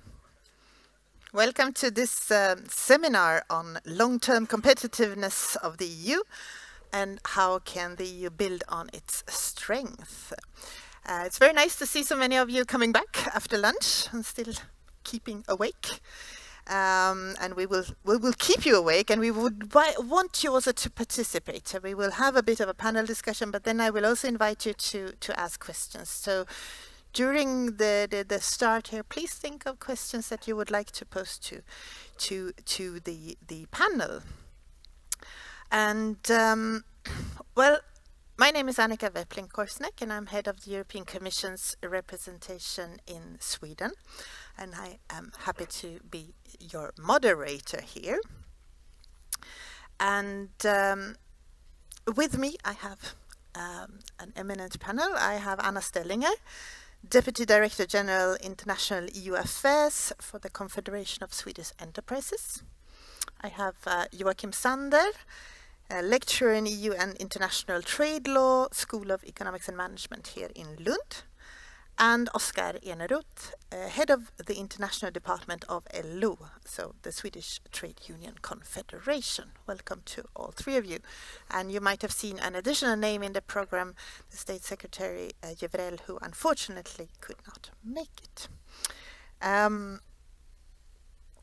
we will also have a video message, but soon, very soon, you will get a little video message. First, a short introduction to where we are. Well, those of you who follow the morning, you know this because you heard it. We have a few years marked by one crisis following the next. The present European Commission started just a few months before the COVID pandemic. It led to partial shutdown of our society and the economy, and major disruptions of our industry's supply chain. And then the EU launched major recovery fundings, and we started to think, oh, we're maybe out of the woods. And then we had Russia's invasion of Ukraine, which then also led to, and not only, of course, a horrible war, but also economic disruptions, again, with energy crisis and high inflation rates, etc. But the good news in all this is that the EU is normally quite good in crisis. It kind of grows with crisis. It's rather adaptive to crisis. And we managed, for example, to jointly procure vaccines during the pandemic. We have now procured ammunition for Ukraine in a very innovative way of reading our treaties. And this is kind of the way that we hope that we can evolve. But what we're going to talk here is how does all this affect our competitiveness in the EU? Short term, long term. We know that economically we are falling behind the US, and we also have China catching up from the side, or whatever side you want to say. And also when we talk about competitiveness, how do we keep the social aspects in mind? How do we make sure that we don't leave anyone behind? So this is what I want to discuss with you today with this panel. But first I would like to us to listen to a video message from the European Commissioner in charge of jobs and social rights, Nicholas Schmidt. So, please. Ladies and gentlemen, thank you very much for inviting me to speak to you about the EU's long-term competitiveness. This is a crucial topic, and we need to look beyond reacting to crises. I think we have fared well in managing the recent crisis.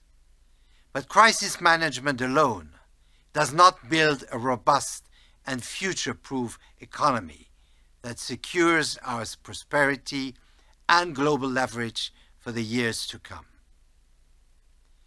Economic productivity cannot be built on the basis of reactive measures alone.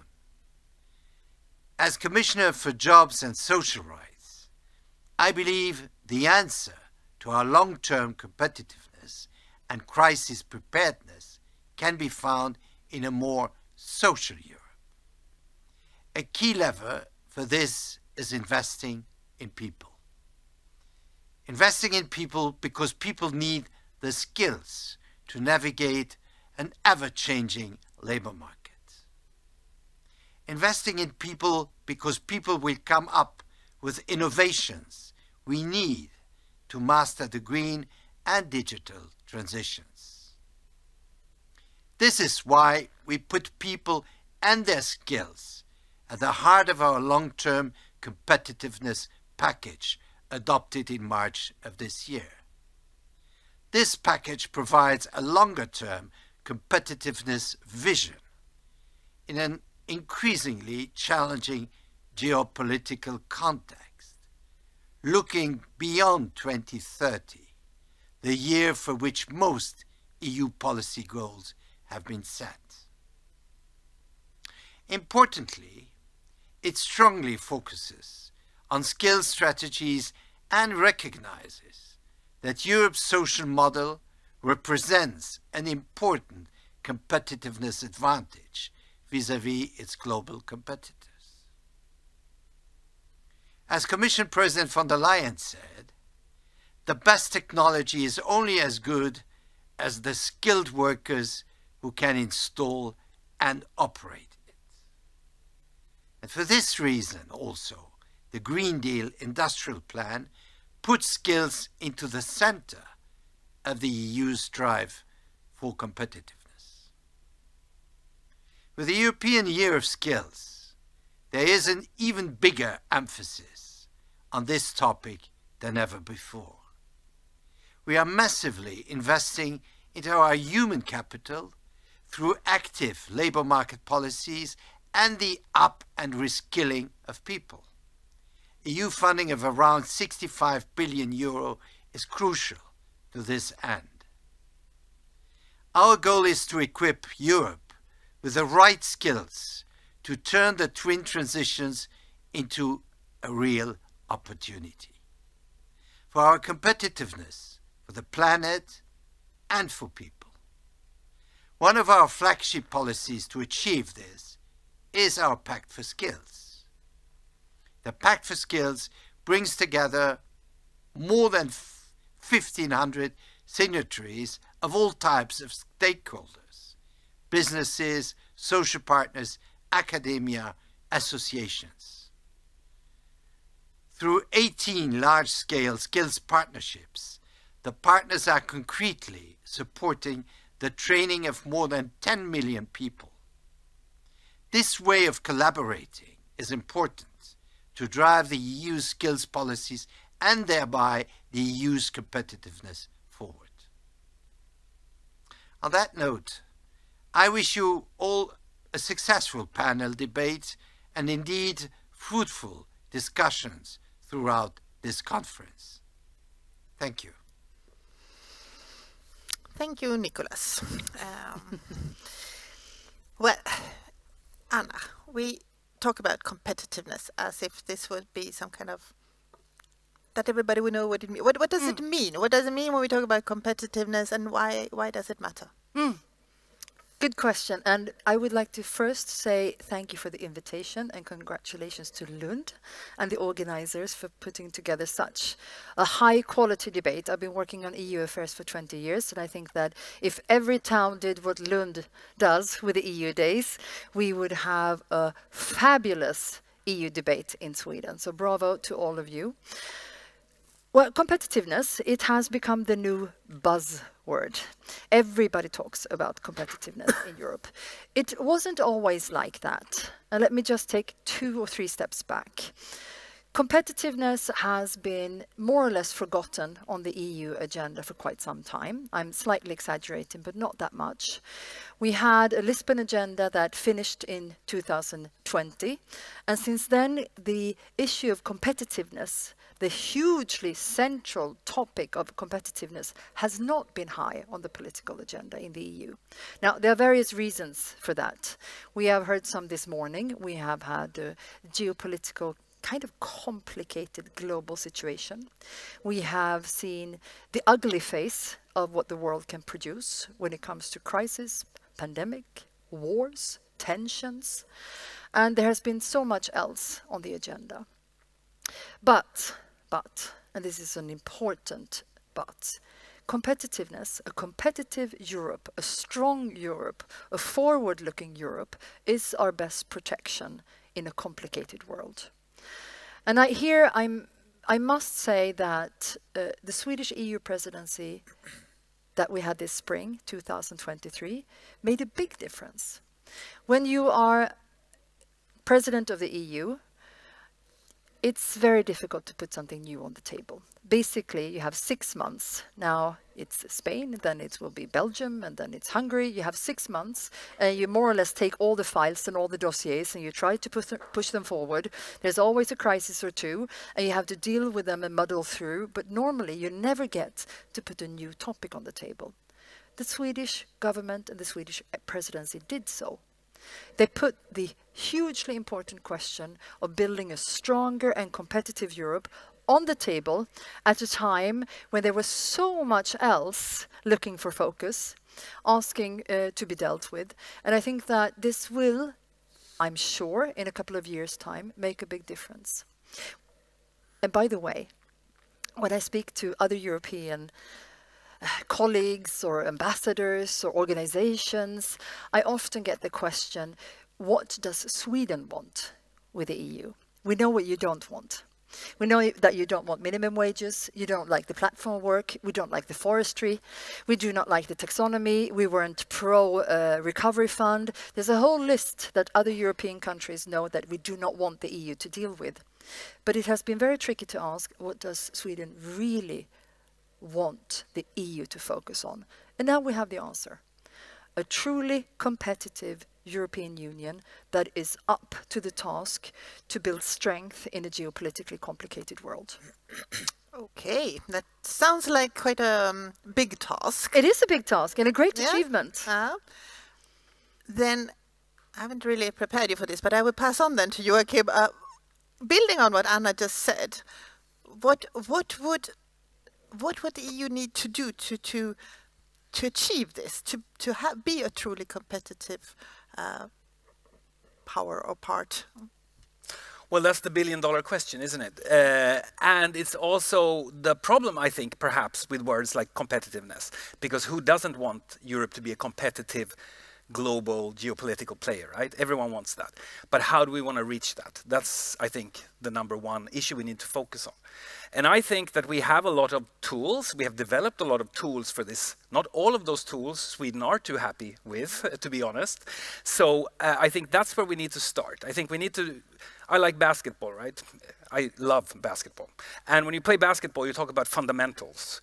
That's knowing how to dribble, how to shoot, how to find players on the court, the basics, not the fancy dunks, not that stuff, but the fundamentals. And I think that the EU now, with all the crises that we keep going through, we need to find our fundamentals, right? We have a lot of these things now. We have the Green Deal, very good, very impressive. We have focus on competitiveness, all these forward-looking big issues. They are necessary. We need to do those. But we also need to get back to the fundamentals, right? We need to remember what the EU is all about. And the EU is all about no borders, right? And there Sweden needs to pull its weight and start being serious about the fundamentals of the EU, I think. So there are two things. It's the forward-looking, big paradigms, the big new visions for what the world should be, but it's also the fundamentals, who we are, right? And I think During the last 10 years, we've gone through unprecedented crises. EU goes from crisis to crisis. Already Jean Monnet said that, right? And it's true, we do go from crisis to crisis. That has made us resilient, incredibly resilient. There is nothing you can throw at us that we can't handle, right? We have shown that over and over again. One of the big members wants to leave, so leave. We'll sort it out, right? But what that has meant is that we have kind of been so focused on COVID, on the refugee crisis, on Brexit, on the Ukraine war, on and now with Gaza and Israel and the political tensions that that creates inside the European Union, that so much focus has been placed on that, that I think now we need to go back to, and I think that's what I would tell the Commission also, to start to focus on keeping the member states in line a little bit internally, right? The fundamentals. Make sure that we don't have these arbitrary restrictions internally anymore. Passport controls on the border to Denmark, for example, stuff like that, right? The fundamentals like democratic values in some of the Eastern European member states that have problems with that, Poland, Hungary. We need to start working on infringement cases, perhaps, to get those countries in line. The fundamentals, right? And those fundamentals, those fundamentals are what has made us strong to begin with, what has made us competitive. So we need to clean up internally, after all these crises, make sure that we're all on the same page, that we all follow these fundamental rules, right? And then move forward with competitiveness, green deals, all these fancy, important projects. But we cannot forget about the fundamentals. That would be my tip to the EU, so to speak. Yeah. Oscar, the Commissioner just said that that the EU social model is sort of perfect for competitiveness. What does he mean with that, and what is the EU social model? Yes, thank you. And first I would like to echo Anna and thank you for the invitation. This is the first time LO take part in the EU Day here in Lund. And what I see so far, I think it will be even next year and the year after that. That is, of course, also a 1 billion question. But from the trade union perspective, we agree to what Anna said when it comes to competitiveness, but we also mean a lot of other things. And to make the competitive social sustainable and also green sustainable, and also to enforce the transformation we need, both the green one and the digital one, we need to have what we call trade union values. We need to have full employment. We need to have a labor market that works, that gives people what he talks about, the skills that makes the transformation possible. And for us then, competitiveness must be broad. It must be sustainable in the sense that it's on both the companies and the working people in the EU, on both their grounds, so to speak. So it's not possible for companies to grow and think that that is only competitiveness. We also need to have the right skills for people. And we can right now we can see there is a mixed match between this. We can see that there are jobs coming that requires more skills, and we can see new jobs coming with low skills demands. And the in-between skills, or the jobs that require the in-between skills, they are minimizing. And therefore we need to have measures in place that gives the people that works in the EU countries the right tools to do this. And for that you need resources from the national states and from the EU to put into the educational system to be able to take the new jobs. So I think what Mr. Schmidt said is it's the key point. We need to have a skills upgrading to make the competitive actually work for people, and that is one answer what the social Europe is. And then just on the minimum wage and things like that, we could of course dwell on that. It's not like the Nordic or the Danish or Swedish trade union movement are against people earning money when they work. in opposite. We want people to earn as much money as possible when they work, but we want it to do accordingly to their own national system, and I think we agree on that. Absolutely. Yeah.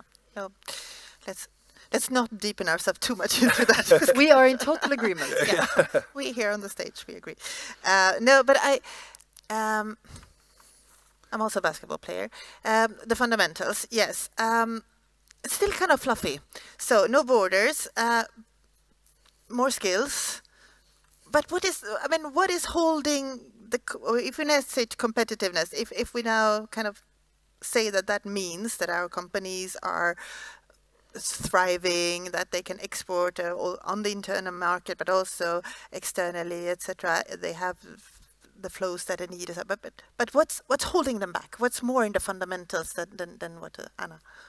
Well, if we go back to the fundamentals, I think I would be of a slightly different opinion, thinking that the fundamentals are about competitiveness.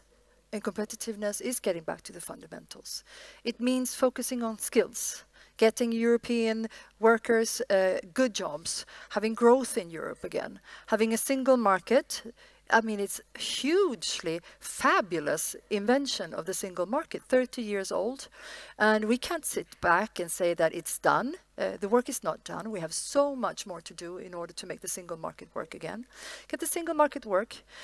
Free trade agreements around the world. We heard that this morning together with Cecilia Malmström. We need to be able to diversify, to be resilient. Building allies around the world. We had Lars Danielsson talk about a few of them. Canada, Japan, Australia, there are many, many more.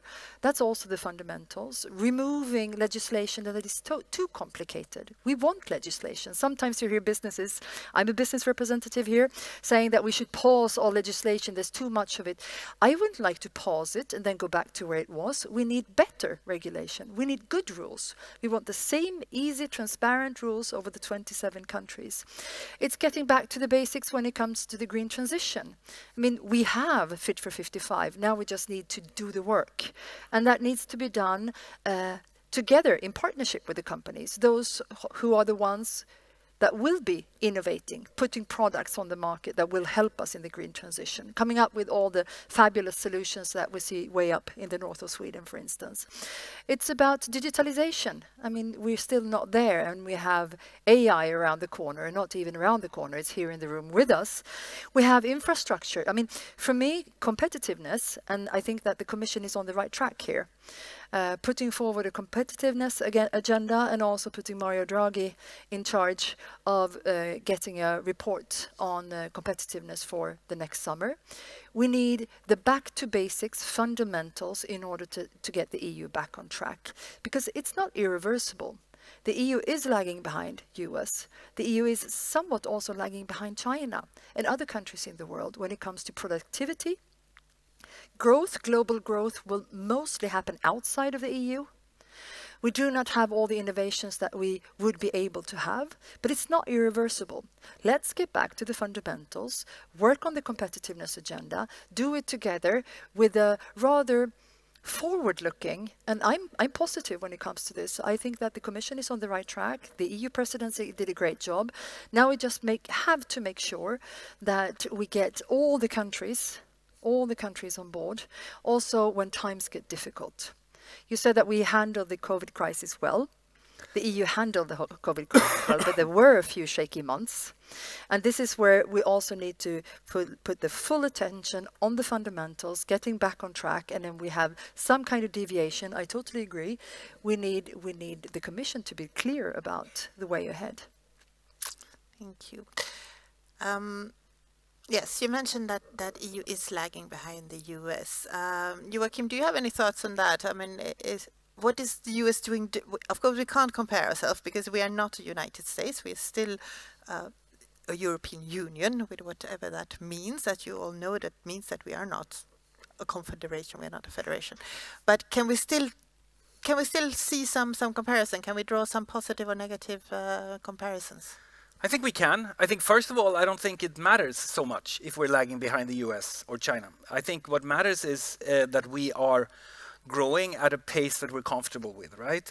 I don't know if the comparison, if we are the largest economy in the world or the most competitive economy in the world per se is the most important measure. I think the measure is different, right? I think we have gone through our last 100 years, or at least our last, 80 years, have been an incredible story, right? Going from a continent in ruins to this exceptionally successful joint society we're living in today, right?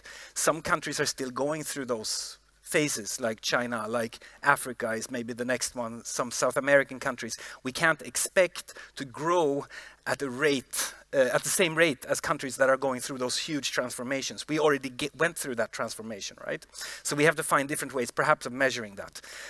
Then I think that what we can do, it's interesting what you said, that do we need more or less legislation, right? There's a constant discussion. I don't think it is if we need more or less legislation, that's the problem. I think when I started doing my PhD thesis 20 years ago, the buzzword was better regulation, right? People talked about better regulation. It was, you know, one of those things that the Commission promotes, right? Better regulation. But that kind of talking about it. Still talking, but not at the same. It was always, there were all these conferences about good governance and better regulation. Those were the buzzwords, right? Or some of the buzzwords. But it has faded a little bit. And I think that we need to have a rethink a little bit. Like when we talked about better regulation 20 years ago, we had these hugely inefficient forms of legislation, like the chocolate directive. I'm not going to go into details, but there were these very specific forms of legislating, right? That were very inefficient and difficult and heavy-handed and red tapey, if you will. We replaced that with a more sort of agile form of legislation, working with committees and comitology and these hugely complicated decision-making procedures. And I think that it's time for a new better regulation drive to sort of clear up in that field. Because right now, I used to work for the European Chemicals Agency in Helsinki in the legal service. And it's a hugely complicated decision-making procedure under REACH, the chemicals legislation. And I used to sometimes be the legal advisor on these committees. So I would sit on the panel, and all these member state representatives would look to me to explain to them who takes the decision here. And I wasn't sure, always. I'd done a PhD on it, and I was the legal advisor on it, but I wasn't sure. Is it us, or is it the Commission who takes this decision? Who is actually taking the decision at the end, in this particular procedure, right? And I think that's not a good way to do things, you know? That's part of the stuff that keeps us together, those complicated procedures, because once we have made it so complicated, no one can really deviate from it because we don't know how to deviate from it. So that's part of what keeps Europe together, but it also is a democratic problem, right? If we can't understand how the decisions are taken, if I can't understand, I'm an expert on it. Well, I could, but I would have to spend a lot of time reading in manuals to figure out who takes this decision. Then I think that's also if we bring it back then to competitiveness, that is also a problem for industry, right? And I worked a lot with the big multinational chemicals industry, and they're very eager to abide by rules, because the worst thing that can happen to them is that they don't, right? But it's incredibly difficult for them to know what to do.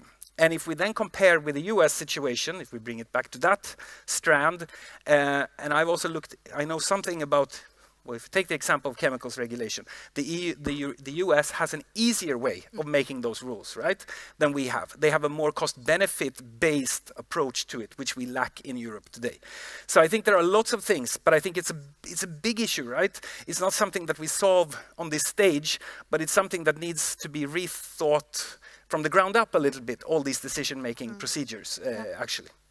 Can I add one sentence to that? One sentence. Because what you're saying is important. You're talking about the multinationals, and you're right. They want to abide by the rules, but so do the SMEs, the small and medium-sized enterprises. Of course. And I would just like to mention one sentence about that. I sit down with many of the SMEs today, and they almost have tears in their eyes saying that we are fully engaged. We don't have lawyers. We don't have staff helping us. And we are fully engaged just to trying to understand the regulations coming and rules, and we want to abide. And now, Anna, you're asking us to give you input on what we want for future legislation. We don't even understand what we have in front of us. Exactly. Yeah. So I think it's very important, and I know that the Commission in the State of the Union also talked about this 25% less of rules and easier rules. I think we need to take the SME perspective into account.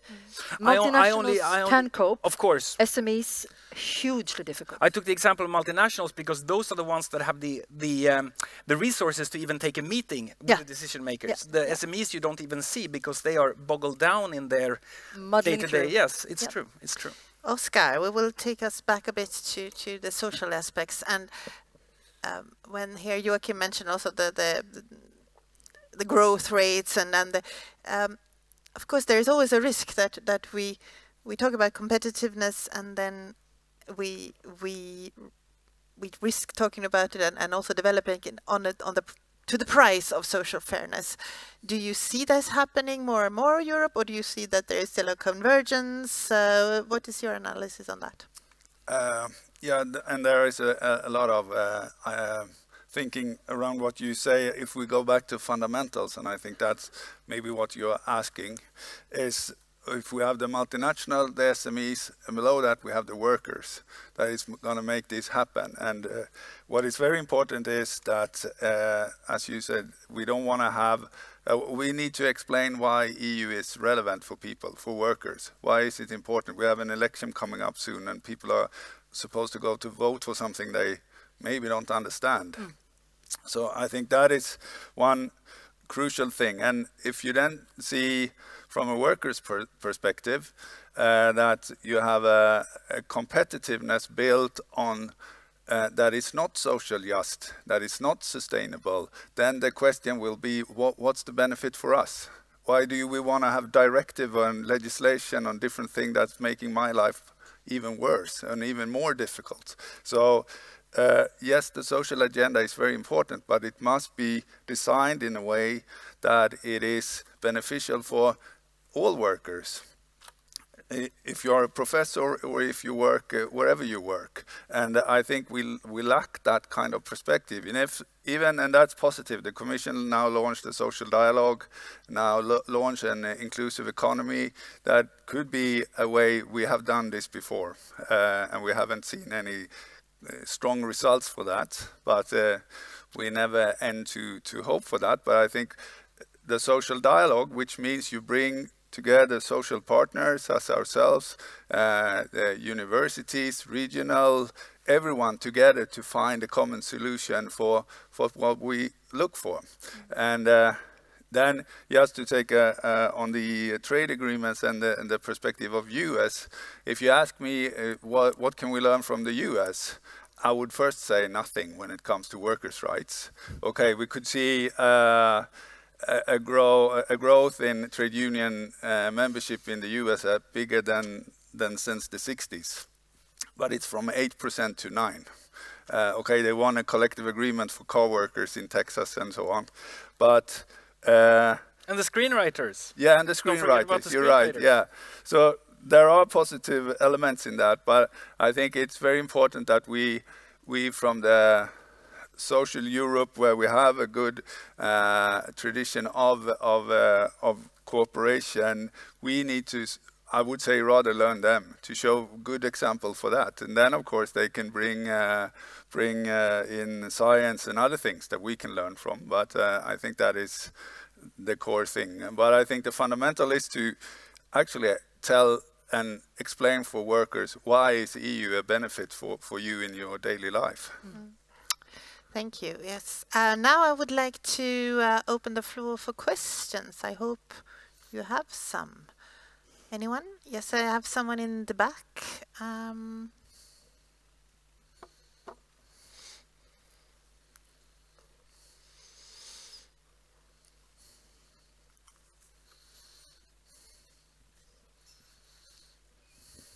Hi, my name is David Miller. I am the CEO of Ambient Carbon. So we're a startup company in Copenhagen. We're developing climate technology to get rid of low concentration methane. Arla is very happy about us. You mentioned in the beginning that the EU is very good at handling crises, and you mentioned just a number of them just over the past several years. There's a huge crisis called the climate crisis that the EU is dealing with, but not with a sense of urgency. And then we got competitiveness, and I'd like to address this one. Because we're part of a Danish-funded program, the Innovation Fund, which gets its funding from the EU, and has to abide by EU rules. So our private company, our little SME, gets 60% of our project costs covered. The universities get 90% covered. And it's not sufficient to develop what we're doing, which is a very significant way of getting rid of a very powerful greenhouse gas, in our instance, to develop this quickly enough and have the proper funding. And the reason we can't get more funding is because of these competition rules. And that says that we can't give a private company more than 60% of its costs. I would like to recommend that the EU, over the next 10 years, provides a waiver when it comes to climate change technology. And there are probably several thousand SMEs in the EU dealing with this. And I could probably mention 100 or 200 that are very high impact in terms of greenhouse gas mitigation, renewable energy, adaptation. That should be fully funded from the EU. And the other ones, the other companies, they have the funding programs, but just give them 100% basically of their needs in the project costs. And then we get to the green jobs. This will lead to those green jobs you're talking about. And you're talking about competitiveness with the US, and one of the issues the EU has is the recent the Inflation Reduction Act that gave lots of government money to climate change initiatives in the United States, and the EU said, hey, wait, we got Vestas and we got all these other companies here, they can't compete anymore. So this is a recommendation to those of you who are involved with the EU directly to actually say, no, this is a crisis, just like Ukraine, just like Brexit, just like everything else, that we had to really come up with the funding very quickly to deal with the crisis. And I said, just over the next 10 years, we'll probably come a lot further, and we'd have a lot of great green jobs, high-paying green jobs. Thank you. Thank you. I'm not sure there was a question in that, but if anyone wants to comment on it. I could say a word. I completely understand your situation, and of course there is an urgency. There really is a sense of urgency. I do believe that Fit for 55 is one of the biggest packages we have had in the EU to deal with climate, environmental challenges. So there is something quite gigantic that has been done. Now, just like Lars Danielsson said this morning, now it's time for the implementation of that, and that's a whole nother story. We need to make that right. The recovery fund, after the COVID, if you remember the recovery fund, there are still funding that are earmarked for the green transition. There's still lots of money left in the recovery fund. So the EU has put money on the table. And then we can also say that there are still relaxed state aid rules where we can have more public funding into companies than we can in a normal situation where we don't have any kind of threat towards our economy. About IRA, the Inflation Reduction Act, first of all, I think we need to recognize that it's fabulous that the US is going green. I mean, that's a good thing. The global climate will not be better off if US doesn't step up. So that's a good thing. And from a business perspective, we like the fact that IRA believes in businesses and initiatives, and it's fast, and it's showing a right direction. But it's not really WTO compliant in all parts. It's discriminatory. You need to be in the US in order to benefit from the funds. That's not really what we want. That's not something we want to duplicate in Europe, talking about if we can be inspired by the US. I think it's building long-term competitiveness cannot be done entirely on public funding. And I think that seriously the EU is doing quite a lot when it comes to funding into the green transition. Not in every case. Things can certainly be better, but my suggestion would be to look into the recovery fund. There are relaxed state aid rules. There's a lot happening in the Fit for 55. Is it sufficient? Perhaps not, but it's been one of the flagship dossiers and files from the EU over the past years. Things are happening. If you compare to India, if you compare to China, if you compare to the US, it's actually the EU who is the champion in this field. Thank you. Oscar, and then... Yes, briefly, and I agree when it comes to the green jobs, there are resources put into it, and I think even we need to put more resources, and we also need to introduce the concept of just transition for real. That means that if you take our Polish colleagues, 90,000 working in the coal mines, if you tell them we're going to close down this coal mine because it's bad for climate, what do you think their response will be? Of course, no. What should I do? I will be unemployed. I can't keep my family running and so on. So you need to do a just transition here. You need to give them an alternative. And I would say that Sweden is in forefront of this because we have made a lot of investments in that 10 years ago and so, and it's still are. So the transition cost for us is quite small, but for Poland it's quite big. And then that is, it's scaring them. So to have this just transition, it must be like an added value for the single worker to do this transition. And you need to give them an alternative to what they have today. And I think that is not possible if we don't invest in that kind of transition. Joachim, you know, I think we all want climate change to be sorted out, right? There is no one who doesn't want it to happen tomorrow. But I think that we have to also remember that Fit for 55, which you mentioned, which is the program that is supposed to lead to the EU being climate neutral by 2055, right?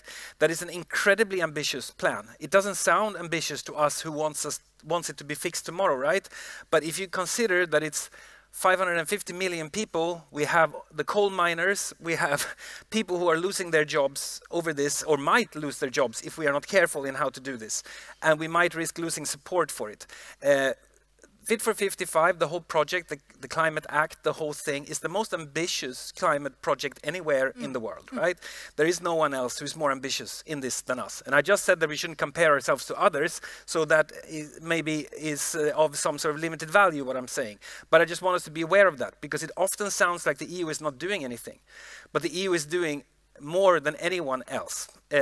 Considering how hard these years have been to maintain unity, it's nothing short of a miracle that we are where we are on the climate issue. Then the second thing I wanted to say is that yes, we want climate change to be sorted out tomorrow, but I like basketball and I like risk. I have studied risk a lot. I'm interested in risk. And I'm interested in what we do when we don't know what to do. That is what interests me. And one thing that I've learned over a long time studying this is what we forget when we think about risks. Climate change is a risk, right? Is equity, justice, right? Because when we want to do something quickly, we forget that someone is paying for what we're doing, right? So we have to remember that when we address something, it has costs, and someone is bearing those costs, right? And we have to distribute the cost of risk in an equitable fashion. That sounds maybe very aloof to say something like that, but it has very real world implications. Remember COVID, right? We closed, in many countries, we closed down the schools because we were afraid of the spread of the virus in schools. We knew that closing down schools had costs for those kids, right? We had lots of studies showing that even half a year closure of schools leads to a reduction in life expectancy in children.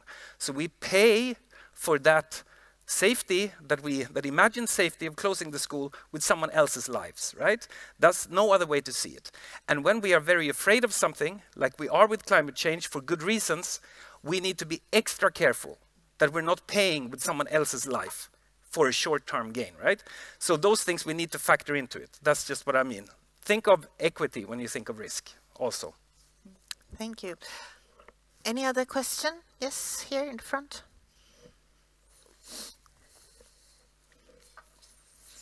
Thank you very much. I'm Sam from the EU Academy here in Lund. And I had a quick question that we've mentioned the perspectives of a lot of different actors here, groups, sectors, even states. So there's clearly a lot of perspectives on competitiveness.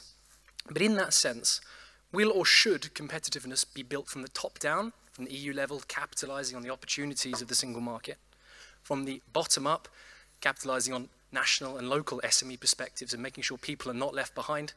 Or is there a third way that meets in the middle, despite all the complexity of negotiation that's going to have? Thank you. Any takers? Well, all of it, of course. Yes. I mean, we could not have a thriving Lund. We have ESS, we have Max, we have university. I don't need to tell you how fabulous the city of Lund is. And all the science we have here, all the businesses we have here, the academia. I mean, we have Malmö next door and we have Copenhagen area. There's so much happening in this region. I live in Stockholm and I think that we sometimes talk too much about Stockholm. I love the north of Sweden, but there are things happening here as well, and we should be proud of it. It needs to be happening at all levels at the same time, of course. And the EU needs to put the right measures in place in order for giving businesses, which I represent, the will and the possibilities and the keys to move forward. You cannot legislate innovation. You cannot legislate growth. You cannot legislate productivity. It has to come from the workers, from the companies, from the SMEs, from the multinationals, from the universities. We need a good set of framework. We need a good set of a competitiveness framework in order to make all the actors play, because I think we all want to go in the same direction. We want a greener world. We want a strong Europe. We want a competitive Europe in the rest of the world with values. We're never going to negotiate about our democratic values. We need a strong and confident Europe in order to be a good player also for the next generation, because you're all going to go out there and get a job one day. I know I had to, with some regret. I enjoyed being at the Lund University. But at the same time, you want to go out there and have all the possibilities that I know Oscar is working 24/7 in order to make it possible. So all the levels, and we need a good, solid, forward-looking framework from the EU Commission and from the European institutions. I would love your question to be one of the core questions discussed in Sweden ahead of the European elections. I'm afraid that the European election debate in Sweden will be about other things, but that is one of the most important questions. So thank you for asking it. And I also think that it's a responsibility of member state governments of actually taking a question like that seriously and making that, translating that to people, not using the EU as a scapegoat for stuff they don't like, right? They say, no, Brussels told us to do this. We have to do this. So it sounds always like the EU is an incredibly top-down project, right? Because that's how member state governments often communicate EU rules, forgetting that they were the ones who decided the rules together, jointly, to begin with. Once they are implemented, it's always Brussels' fault, right? So I think that that's a huge responsibility for all the member states. Some member states do that better than others. Sweden doesn't do it particularly well, regardless of government, in explaining that issue, that the EU is actually, it's not bottom-up or top-down, like you said, it's a mix of all of it, right? But then politicians and governments need to be responsible in how they talk about the EU as well, in order for that to carry through, I think. Last words? Yeah, I think the question is well responded by my colleagues here in the panel, so I won't add anything on that. But again, I think maybe what we start to have in this discussion is what do we want from EU? Because as Anna said in the beginning, it's very easy to say no, no, no, stand in the corner and say we do this ourselves our best and our own national practice and blah, blah, blah. I think we need, and that would be good for all of us, to have a debate on what we actually want. In a couple of weeks we have invited TUC, that is LO of Britain, to explain what actually happened in Brexit from the decision that they took that they would have a vote on Brexit and actually when it happened. And for TUC, they said, we never took it seriously. We just kind of laughed at it and we didn't have any media plans or anything, and suddenly it was Brexit. And now they show the negative effects for normal people, for workers, but for everyone, for society, for NHS, for everyone. So the cost of that, and I think what they say to us is that they lack the discussion of why is EU good for us and why would Brexit be a disaster, but they never explain that. So I think we would, what's the modern word is forward-leaning discussions, right, on what we will do with the EU. I think that is very important. And I think we also have to remember, because we often talk about the EU as a sort of zero-sum game, that we're giving something and we're getting something back, right? That the EU is a transaction for us. The EU was never a transaction. We joined the EU on the premise, or Sweden joined the EU on a premise that it would be a transaction. But it was a misunderstanding. The EU was never a transaction, right? The EU is an idealistic dream. It's nothing else. It shouldn't work, but it does, right? So it's we have to understand that we cannot have this extremely economic rational approach to the EU, because that's not what the EU is. The EU is idealistic, and we need to understand that that's the core of it if we're going to be successful inside the European Union, I think.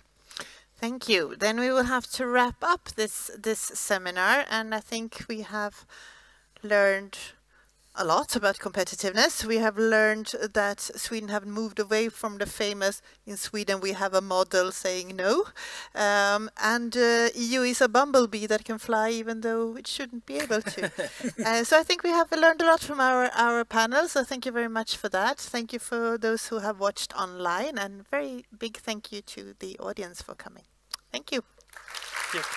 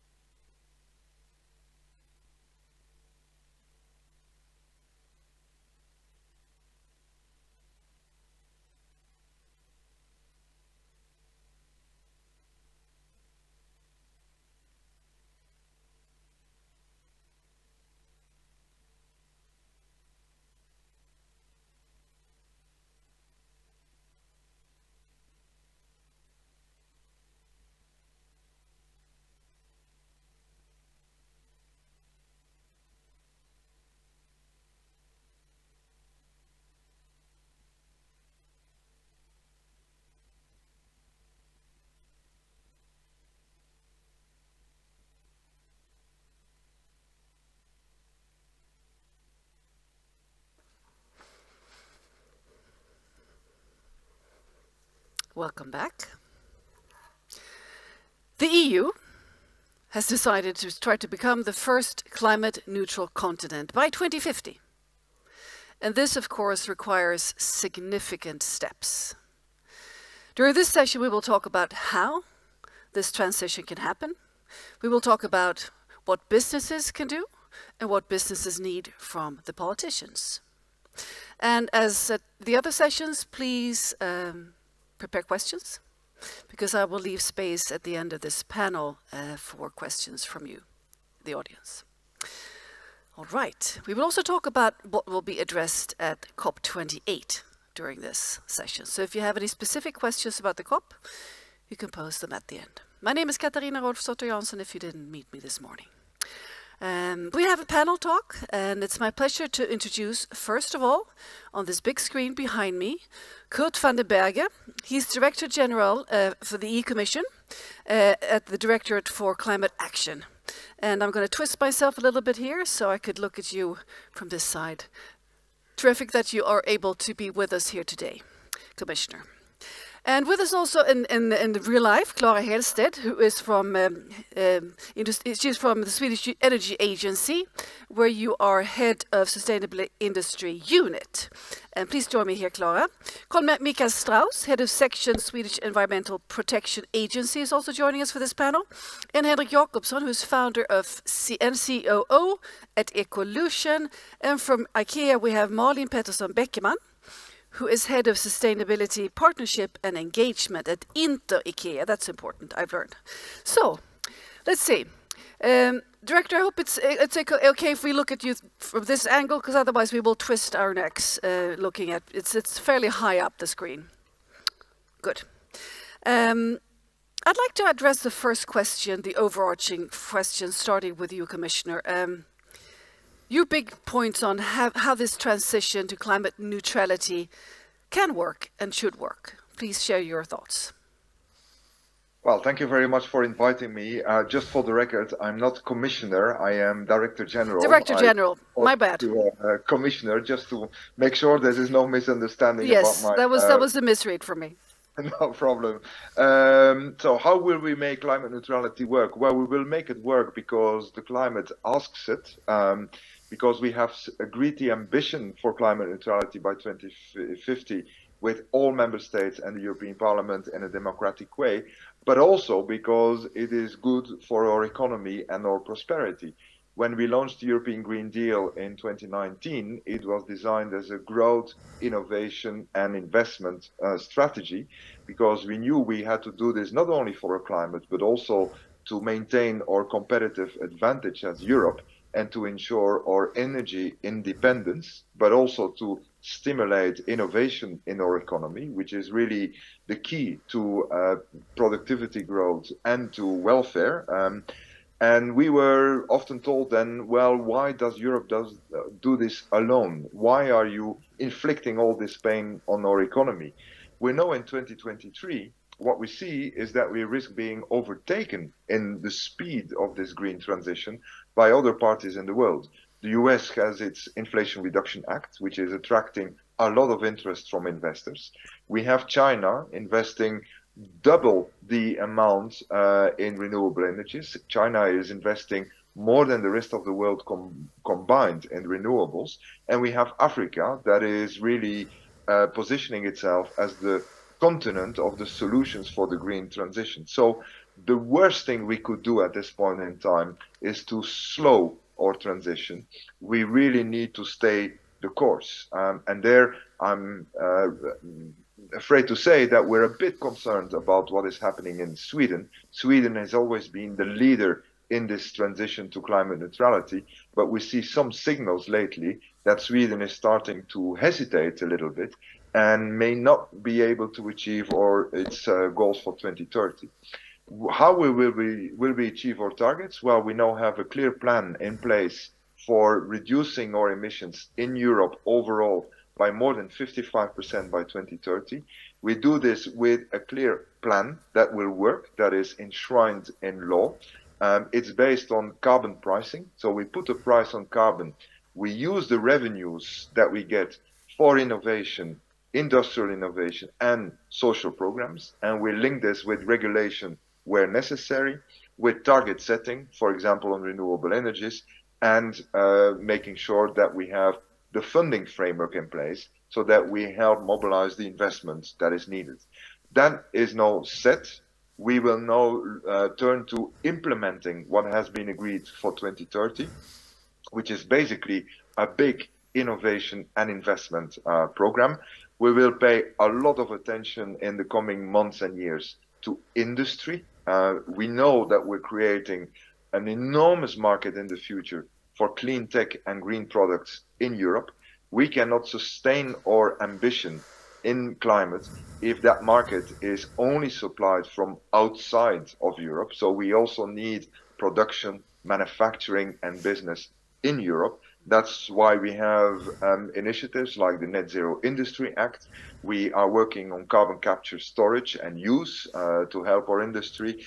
And we are gearing up tools that we have like the Innovation Funds to really help decarbonize industry across all value chains. And I'm very happy to note that with the Innovation Fund, we are funding from Europe some very trailblazing projects in Sweden, for example, the hybrid and the H2, green steel project. And of course, we will also pay a lot of attention to the whole international dimension of our work, because we are representing now 7% of global emissions. We need to succeed in this transition for a competitive advantage and our energy independence. But we also need to get the rest of the world on board. And that, of course, will be the key challenge, but also opportunity at COP28 that is coming up in 2 weeks' time in Dubai. I hope I've been able to give you a very rough helicopter view of how we will go to climate neutrality with 2030 as our first milestone. Well, thank you very much indeed. Let's take some comments from the rest of the panelists. Who would like to start with reflections on the state of the EU plan here, EU plan? Connie, I'm looking at you. Yes, thanks.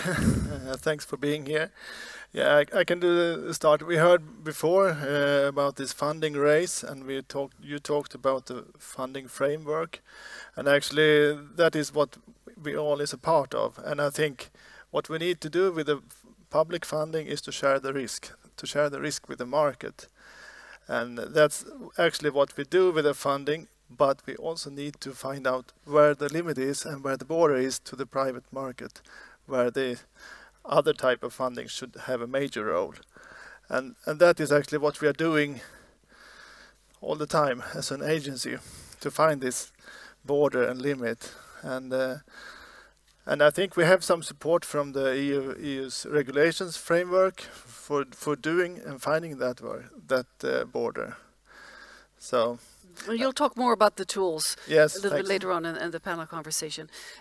Henrik, you are a representative of a private company in this panel here, a company that works with hemp, if I understand it correctly, Ecolution. What are your reflections after having listened to the initial remarks here?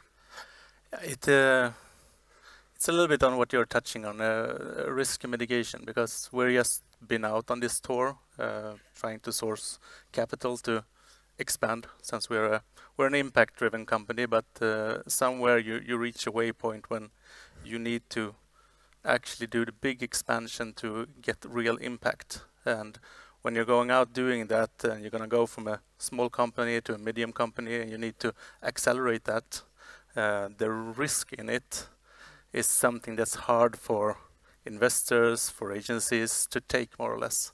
So that's something that we as a company saw quite early, that this will be a hard journey to lock up all these keys, because every part has a stake in it. VC capital, angel investors, grant structures, banks, and you need to get all these to collaborate and take a share of the risk to actually move forward. So that's something that's a key structure, been a key structure for us, to get these parties together and try to share risk in a project that can actually have a quite big greatness in it if it's getting to be there, more or less. And from your perspective, how crucial is it that really that the EU stays on target here in terms of competitiveness in other countries, for instance, China? And we also, of course, have the CBAMs, the climate border mechanisms that will be in place fairly soon. There are a lot of companies like us that's in this phase to scaling, more or less, that has a great product that actually creates a really good impact, takes away a lot of CO2 from the market.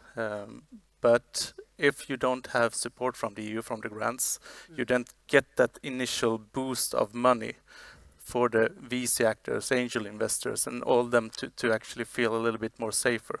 The valley of death will be much more difficult if you didn't have the funds. Yeah. So, of course, it's a loop. You go to the first one and they want this one thing, and you go to the next one and they want that thing. And you try to tie it together and just unlock all the nodes.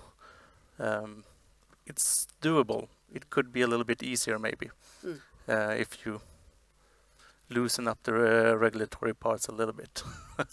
We'll talk more about this later on. Thank you very much, Henrik. So Clara, from your agency perspective, what are your thoughts on the initial remarks here? Well, first of all, of course, the energy and climate transition, it's such a complex transition we are heading to reach the targets. Of course, there are a lot of things that has to be done in only a few years.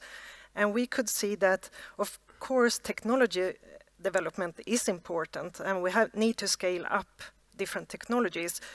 But at the same time, we really need to work hard on the policy development. And EU, of course, has done a great work on that part the latest years, but now we really need to implement. And also the Swedish case, for instance, we need to work on the planning processes and other parts where different agencies need to kind of collaborate in that process.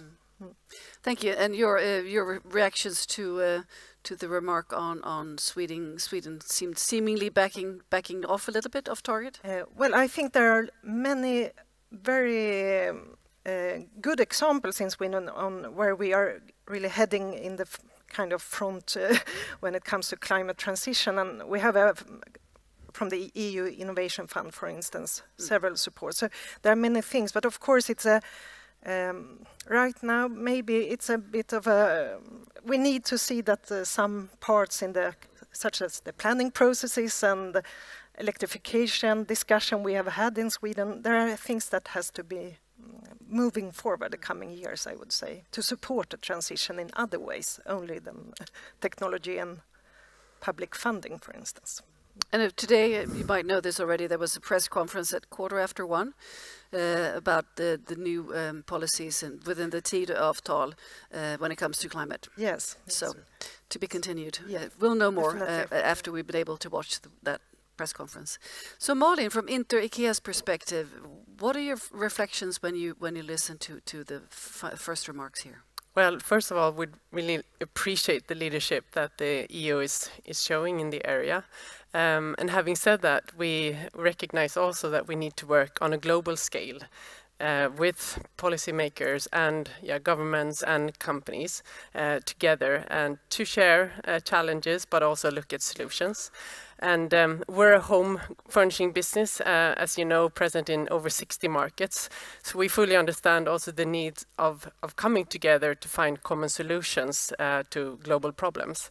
And at IKEA, we have just aligned our climate goals with the 1.5 degree target, which means that we will reduce greenhouse gas emissions from our value chain in absolute terms by 50% by financial year 2030 compared to baseline 2016. And the goal is to reduce emissions by 90% by 2050 compared to 2016. And the rest we will neutralize within the IKEA value chain without using carbon offsets to achieve a state of net zero. And we'll focus on three things, and I think a lot of it also resonates with the ambitions within the EU and globally. So striving towards 100% renewable energy, electrification, and increased energy efficiency across the value chain. Using materials for the IKEA range with a low climate footprint. And as an example, we're replacing fossil-based glue for our material boards that actually accounts for approximately 5% of the total IKEA footprint with bio-based glue instead. And then we are working on transforming into a circular business and enabling people to live more sustainable lives.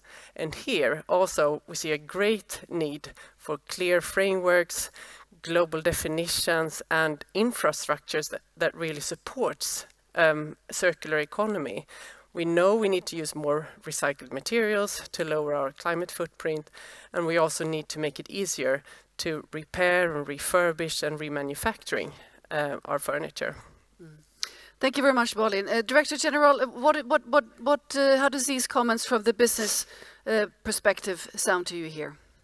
From IKEA, they're setting a pretty tough target, and Henrik from Ecolution here, he would like to have the little bit the smoother processes maybe in order to get these innovations in place.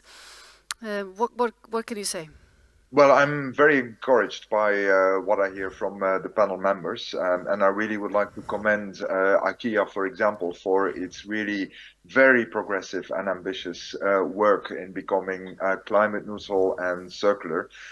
We know that achieving our targets for 2030 and becoming climate neutral by 2050 is not a walk in the park. We shouldn't really fool ourselves. It is quite a challenge to achieve this. So we really need to work together at the EU level, with the member states, with companies, with many other stakeholders to achieve this goal. Reaching climate neutrality is more than simply cutting emissions. Obviously, we need to cut emissions by phasing out fossil fuels as quickly as possible from our energy system, but it doesn't stop there. We also need nature as an ally, because nature is still a very important sink or an absorption capacity of emissions, and we need to improve this. And that's where I really want to come to, also listening to IKEA. We really need to make sure that our economy becomes more and more circular. We are already working on the 2040 climate target because we need to give a perspective to investments, so that the work that is needed and the investments that are needed for achieving our 2030 goal is also getting the necessary time frame. Investments often take more than 7 years time horizon. They go over horizons of 20 or more years. And we believe that the next decade will be one of dematerialization. This decade is a decade of decarbonization, especially of the energy system. But the next decade will be the decade of dematerialization, where we will move increasingly from a production model of mass production of goods to a model of mass customization of goods and services, tailored to the needs of individual businesses and consumers, and making sure that no resource goes lost and that we recycle and reuse as much as possible. IKEA, for example, is at the forefront of such development. What we want to do at the EU level is to listen to all these perspectives, support the innovations, make sure that there is a regulatory framework that is conducive to this, and then also reach out to the rest of the world, so that as much as possible we indeed work on global standards. So I am very appreciative of all the comments heard, and I think we can make this work. Thank you very much. Connie and Clara, let's talk about Industriklivet and also Klimatklivet, the Industry Leap and the Climate Leap. Two Swedish tools to be able to speed up the development of course of companies and also innovations in this process that we're talking about here. So let's start to talk about the Climate Leap. Carl Michael, in a few sentences, you're probably familiar with this if you're Swedish, but if you are from another part of the world, this might be something entirely new. So please give us a flyer. The Climate Leap, it was actually, I was part of starting up the program in 2015 in a very small scale. And it's a wide program, and it covers a lot of branches and a lot of areas. For example, we are supporting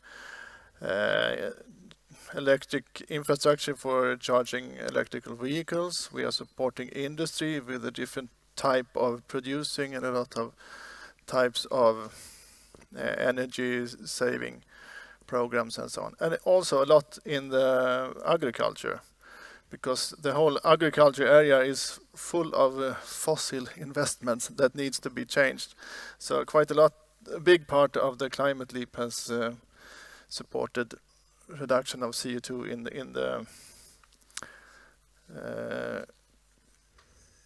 in the agriculture. So in total, we have supported different projects, more than 5,000. How many years have you been running now? Since 2015. 2015, yes. Yeah. And since the beginning, we have supported with 13 billion Swedish crowns. So, and in total, with the other investments, it's more than 30 billion crowns, because the climate leap is supporting around 40% in average. And fairly recently, when the budget was introduced, how much this process will get this year. Yes. I mean, the climate leap. So what is the trend? What is happening forward here? It was a little bit of a reduction. Some say it was a plus, but it was a little bit of a debate. Actually, really either or. The budget for the climate leap is this year is 3 billion Swedish crowns, and 2/3 of that is coming from EU with the recovery fund. And for next year, the government they are scaling up the program. So next year it will be 5 billion Swedish crowns, and also some parts is coming from EU, from the recovery fund. And well, let's not go into that. That's too complicated. I was thinking of there is a little bit of a danger here that we might not be able to get the money from the EU recovery fund from other purposes. Reasons, I think that's another session. It's another session. Yes. That's exactly. So, Clara, Industriklivet, the industry leap. Yes, very shortly, the industrial leap program is focusing very much on technology leaps when it comes to research, innovation, and first of its kind investment. So we have started in 2018 as a result, of course, of the Paris Agreement and climate targets in Sweden. And the program is very much focusing on reducing emissions from the process industry. We also support negative emissions, carbon capture and storage from bioenergy. And other strategic projects which could have an effect in other parts of the society. So, for instance, if we look around for instance, the fossil-free steel projects is financed partly by the Industrial Leap program, such as Hybrid and H2 Green Steel and Ovako, for instance. But there are just a few. Of course, there are many other examples from the chemical industry. I was thinking about what you said about glue, for instance. We use a lot of different materials and in the society, and the cement industry is also very important to transform. And we have, for instance, recycling projects within the battery recycling, for instance. So there are many ongoing initiatives that are very promising, I would say. And your budget for this? Well, it has been increasing every year. And of course, we had, as the Director General mentioned, we have had some Swedish projects that have gained a lot of momentum from the EU Innovation Fund money, BEX in Stockholm, yes, carbon capture, and also, of course, Project Air, Project Air and Hybrid, and recently H2 Green Steel as well. So there are a number of very good examples. And they're connected to both the EU Innovation Fund money and to Industriklivet. Yes, they are. Just to clarify. Mikael, how do you think you would say that the funding on the EU level contributes to Sweden's work on this field? How important is it and why? I think it's very crucial because for the government it was they were considering how to continue with the climate leap or not, I think. And as long as we had some part of the funding from the EU, it also gives the politicians security. And that security is not just a case of money, it's also a case of a framework that is securing that this is kind of good green investments. And that is the part of the EU Green Deal, of course. So thanks to the recovery fund, I think it was possible for the politicians to scale up this existing program. So since 2021, we have support from the EU and the recovery fund in the program. And I think that was actually, it was crucial for continuing with the program. How does that sound to you, Director General? Well, it sounds very good, and I recognize a lot of the dynamic that can be created by good cooperation between the EU level and the national level. We are very proud supporters of a number of projects. There was a mention, for example, of battery recycling. We have just also funded a project Relief on battery recycling. We have many of these projects now across Europe, 111 to be sure. There is not only the funding that comes from the Innovation Fund itself, but as we know, there is a lot of resources generated by emission trading. The emission trading works. We have reduced emissions in the sectors covered by emission trading since 2005 by more than 37%.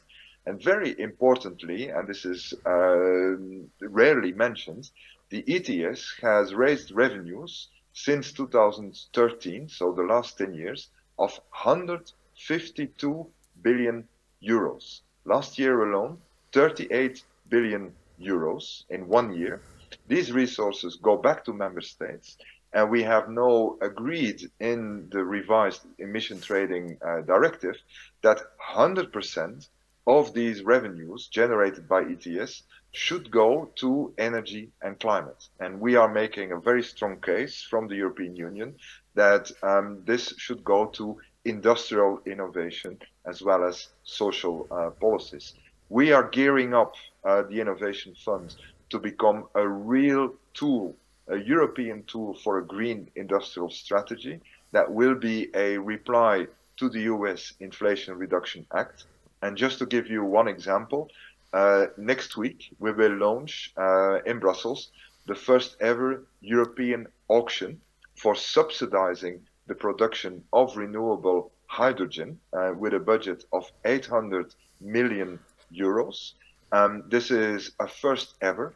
If it works, and we have all confidence that it will work, we will repeat this successively in the coming years. But we're also now organizing this as a service to member states so that member states can bring in their own ETS revenues or recovery and resilience funds, for example, to link it to these auctions at EU level, so that when we have exhausted our budget with bids or projects, the member states can then come in and fund those bids in the auctions or projects that are coming from their territory with a state aid facilitation. So in this way, we can combine EU instruments, EU funding and national funding in a single market perspective and really help our industry to decarbonize and become globally competitive and leading in this agenda of making our sustainability very globally competitive. So we have all it takes to succeed in this green race, and I really look to Sweden and Swedish companies and stakeholders to help us in this direction. Thank you. This auction is indeed extremely interesting to be able to follow how this all pans out. Thank you for sharing this piece of information also. So Clara, from Industriklivet's perspective, how important is the EU? I asked Carl Mikael this before, but I'd like to ask the same question to you. How important is the support from the EU? I would say it's very important because otherwise we wouldn't have the same amount of money, of course, when it comes to financing large projects over which also stretches over several years, for instance. So right now I see that many companies are looking for financing, research, innovation, upscaling, and first of its kind investment. So it's very important to the EU funding, I would say. Thank you. Let's go back to Klimatklivet and connect it to your company, Ecolution. You have received funds from Klimatklivet, from the Climate Leap. How did this sort of affect your business? Yeah, as we talked a little bit about before, since we're an impact company, and our main product. You started when? 2013. 13. Okay. Started up. So we have 10 plus years to actually create the product, test it, throw it, take a new product, test it, throw it, until we found our main part, and then starts lab testing to set all the parameters for something that's viable on the market. So we set out to have a like-for-like change from mineral-based insulation to bio-based insulation. And hemp was the quite natural target for us. Fast-growing crop, big amounts of CO2 absorbs in the field, around 20 tons per hectare, I think, within 120 to 140 days. So it's a great crop when you want to take down the CO2, more or less. So we aimed on an insulation material to first off take away something that actually emits CO2 and replace it with something that actually preserves CO2 in it, and also direct it to this entire energy transition that's going in the EU now with very bad insulated housings. How can we create a material that's actually cost efficient to do this with? So we found the framework to create insulation and hit all the targets on thermal capacity and all this, but we couldn't get the price down to the right level to be a really big competitors. So we started evaluating how do we get down to the price level of those guys. What are they doing? Because we have a raw material that should be cheaper. So started looking. And of course it's scale. You need to have volume. It's a volume product, so they're pushing out so big volumes, so they have very small margins, yes. Margins, which actually makes them take the market quite hard. So we set out how do we build this to get down to those target states. A lot of work, and then you get some kind of budget for this, and it's a lot of money. It's not coffee money, really. So how was the Klimatklivet instrumental in this work? It was when we went out for a round first to search VC capital, and the risk was too high. It was too much money for them to risk into the project, more or less. So we backed up and we started looking at the grant structures. What do we have? We have a great CEO on this, so he is really good at finding solutions around these parts. And Klimatklivet was one of those things that we actually got the eyes open on first. We looked at the Industriklivet also. The Klimatklivet was a little bit better tick in the box what we were doing there and then. So we aimed in on that one, and because you need to push in time on this, so you can't really go on both grant structures at the same time. Application takes a long time. It takes time, and you need to think, and you need to set those parameters that's important for them. And it's a different way of doing it, which we actually found quite nice, because the main target is to take away CO2 and compare the euro that it costs to take away the CO2. So you need to have a lot of CO2 off for every euro that they spend, more or less. So build the model, and you got a little bit of a reality check on the company also when you started doing that, and see what kind of impact on the euro do we actually have, which was quite nice for us also. We developed as a company doing this. And with that funding, when we got it, after a lot of work, it released and opened up all these other angel investors, VC investors, maybe not the banks, but but it opened up the field for us to actually go forward with this. So this kind of grant structure was instrumental for us, because we would have had a very much harder time finding the money, especially in this certain day that we're standing today, with a little bit higher inflation and market that's going back a little bit, yes. People holding their money a little bit harder, then you need extra back.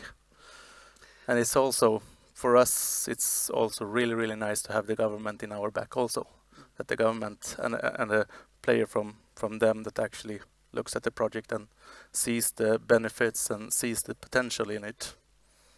So that's been very good, actually. Well, thank you. It's an inspiring story, and I'm sure you have many of stories like this from your perspectives at Industriklivet, Industry Leap, and also Klimatklivet. But it's nice to hear it directly from the company. Let's talk a bit about the COP. Director van der Bergen, what will you be addressing from this climate neutrality connected with business perspective at the COP in Dubai in 2 weeks? Well, we go indeed to Dubai in 2 weeks' time, and what we will say there is that climate action is actually an action for enhancing prosperity. It is not an agenda to make the world poorer. Quite to the contrary, it's an agenda to make sure that investments happen and that our economies globally can continue to grow, which is not possible if we continue a growth model based on fossil fuels and on a wastage of resources. So it's an economic agenda. It's obviously also a climate agenda. We are not doing as well as we should to achieve the goals of the Paris Agreement to limit warming by a maximum 1.5 degrees. We're doing better than without a Paris Agreement, because without the Paris Agreement, we would have seen a warming of 3 to 4 degrees. Now, with all the measures in place, we are at an estimated 2.4 degrees warming, but we need to do better and still try to keep within 1.5 degrees. So that's why in the Paris Agreement, there is a global stocktake foreseen, a 5-yearly rendezvous where we take stock of what we've done and what we should do better and quicker. And we go to the COP in Dubai with clearly an ambition that we do better on emission reduction as well as on adaptation and climate finance. And on mitigation, what our priorities are is to make sure that we triple renewable energies by 2030, we double energy efficiency by 2030 for the whole world, so that we can phase out fossil fuels, especially unabated fossil fuels, as quickly as possible in the next 30 years. And one way in which to do this is to introduce globally carbon pricing, that we put a price on carbon. We will do this in all the negotiations. We will do this in all the sessions that are taking place at the COP. And we will also have an EU pavilion where we will have more than 100 events where we will share with the rest of the world how we're doing it in Europe and how we can do better as a world if we work together and have the world follow the leadership of the EU. And that's why it is so important that we keep the climate leadership with the EU, because this is something that is being watched by the rest of the world. And obviously, we very much welcome the participation of European companies at the COP in discussing all these issues in Dubai. Thank you very much. Malin, IKEA will be present at the COP. Why is it important for you to be there? I mean, COP is the main global multilateral process on climate action. And IKEA is fully committed to supporting the COP process and to bring the business perspective. And we believe that we, together with our partners, can use our voice and influence to accelerate climate action. And we're there very much to share the actions that we're taking across the value chain and also underline the importance of having a science-based, transparent and holistic approach, looking both at the impact on nature, also bringing in a people perspective to secure a just transition. And two of the areas that we will focus on is, one, the actions we take to scale up renewable energy and the need for a phase out of fossil fuels and connected subsidies. And also the link between taking action on climate change and air pollution. So there's a health day at COP, and IKEA has, Intra-IKEA has, together with Climate and Clean Air Coalition and Stockholm Environment Institute, developed a guide for business to measure their air pollution across value chains. And we've disclosed our own footprint last year, and now we hope also that more companies will look into their air pollution and also take action to address the root causes and take joint action on climate change and air pollution. And we see just that COP brings together a wide range of stakeholders and that we need to work together to mitigate climate change and also, like the Director General mentioned, to address climate adaptation, finance, loss and damage, and secure a just transition as well. Thank you very much. I've been present at the latest COPs and as a journalist and program host, and we have been trying from our media house to push, talk very much about the fossil fuel subsidies. Director General, you mentioned, of course, phasing out, that's all we're talking about, the fossil fuels, but how about the subsidies? What is your take? How far can we reach, well, really to address this full on during this COP? Because it will, of course, affect IKEA and Ecolution if the level playing field is more level than it is now, with some aspects of the business world still gets direct or indirect subsidies. Well, it is a no-brainer, isn't it, to phase out fuel subsidies. This has already been agreed in the context of the COP since a number of years, that by 2025, all inefficient fossil fuel subsidies should be phased out. Not much has happened, quite to the contrary. Because of the energy crisis we witnessed last year, the IMF estimates that the world is now giving 1.3 billion euros or dollars to fossil fuel subsidies in direct subsidies. Indirectly, they estimate it's at 7 trillion, which is humongous. It is more than what we would need in terms of investments in renewable energy, for example. So for us, that means as EU that we need to redouble our efforts on this, put it much higher on the agenda. We're doing this in Europe. We have a new climate commissioner, for a former finance minister of the Netherlands, who will make this a big priority in the next budgetary cycle, starting as of spring 2024 as part of the European semester. So member states can expect that we will push and prod them as much as possible on this. This is agreed now with 27 member states that we need to make this a priority. But obviously, we also need to make this a real spearheading priority at the global level, because it is no use for us to help unleash investment in renewable energy in the global south, for example, if these countries also keep in place their fossil fuel subsidies. Then you have contradictory signals in the economy. And we will obviously tell the global south that if they want investment, which they need and which they should get from the north into renewable energy, then we expect reforms that also see the phase out of such fossil fuel subsidies. So you are absolutely right to put your finger on this. This is a very pressing priority. Well, thank you for stating this so clearly. Molly, you would like to comment? Yeah, and we are fully committed to this as well, and it's also about creating a level playing field for renewable energy and create the right condition to scale up renewable energy. And there I wanted also to pick up what you mentioned, the need to streamline and simplify approval process, for example. And I was just informed for today about, in our own industry group, production unit, we have 2 large solar panel installations, one in Poland and one in Portugal, of 8 megawatt each approximately, that were installed this summer, and we're still waiting for an approval to switch them on. And I'm just thinking that, so we're really welcoming any, regulatory effort that aim to reduce the bureaucracy and simplify these approval processes. Thank you, Molly, for adding this point. So, Carl Michael and Clara, listening to the Director General here talking about the COP, what are your reflections? Would you like to add something on this list that needs to be pushed from a Swedish perspective, maybe?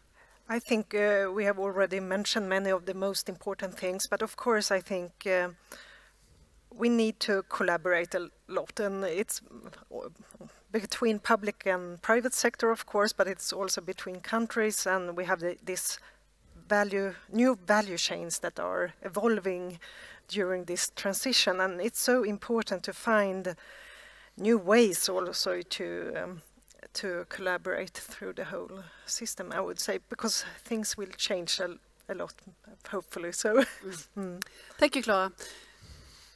Yes, I think we need to stop talking about like when we are doing climate actions that we have to sacrifice something, because the green investments that is just opportunities. And what is the option? I think we also need to consider the option. What is the option to not do the investments? Well, we can't stay with old technology. That has gone through it's dead investment, I would say. Stranded assets, we all know about those, yes. It's not a good story, so it's pretty much transition or die. Yes, I think so, and that is for a lot of the branches in Sweden. And if we are not doing that investments, we will have a completely different society in the future. And we heard before about the competition from US, from China, from India, and I think that's why we need to do the investments. Thank you very much. Let's open up for some questions. I'm sure there are plenty of good questions from the audience here. We have staff with hand microphones. Don't be shy. Hand up. And if it's a general question, you can just ask it, or if it's directed to a specific person in the panel, you could have the question directed. Ooh, there's one over here. Somebody needs to start. Young man, dark turquoise sweatshirt. I'm pointing at you so they see you. Fairly far back in the auditorium. And please state your name and if you are from a specific organization or a student of what, and frame your question. Yes, so my name is Tim and I'm just a student. And that's not just, that's good. Obviously here. My question would be that you have now outlined a lot what the EU does, but what is then the role of the EU in a global context? Is it a front runner, or is it even more than a front runner or a role model? So maybe the Director General would like to give the person who's not just a student, but that's a good question, an answer here. Role model, front runner. What are we aiming for? Well, I think we are a front runner, we are a leader in climate action, and we are a bridge builder to make sure that the rest of the world goes along. As I said, we represent 7% of global CO2 emissions. So we are condemned to succeed in our climate transition, not only for the competitiveness of our economy and our future growth, but also to show to the rest of the world that it is possible to succeed in this transition, which must be a just transition. We also need to work with the rest of the world to make sure that they go with us. Otherwise, the climate will not see any effect. If we are the only ones doing it, it won't happen. There's already a lot happening in the rest of the world. I think the whole world has now understood that there is an end to fossil fuels. The sooner, the better. But we can help this by a number of actions. One is that we establish win-win partnerships with countries in the global south. We need minerals, we need energy from the global south, but this should not be extractionist partnerships. It should not be some kind of neo-colonialism. It should be really win-win, where we help the southern part of the world to industrialize in a green, sustainable, climate-smart manner, so that they leapfrog to a model of growth beyond fossil fuels, based on renewable energy that they have plenty full. But that also means that we then need to keep our markets open for products, green products, that come from the global south.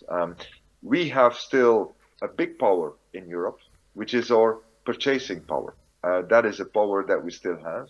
We need to say to the rest of the world, we will buy your products, but only if they are clean, only if they are in line with progress towards climate neutrality. And that's why, for example, we have introduced the carbon border adjustment mechanism, which was mentioned earlier, so that we keep out dirty products, but we welcome clean products, which then also give a perspective to the global south that if they walk the ladder of sustainability and added value in their industrial development, they will have a partner in Europe. And we need these countries because, as you know, we don't have resources, we don't have minerals, we need to import all this. So I see the role of Europe as the front runner, but also as the bridge builder and the one that really preserves the global multilateral framework. Thank you very much indeed. Let's see what other questions we have in the auditorium. Excellent. Let's see who was first there. I think the microphone person is on top of this. Yes. Hi, I'm Samuel. I'm from Europa Direct Fyrbodal, and I've got further up, please, so we hear you. Sorry, my name's Samuel. I'm from Europa Direct Fyrbodal, and I've got a question in regards to the future. Like, you're speaking about decarbonisation and dematerialisation, and you focus a lot on energy.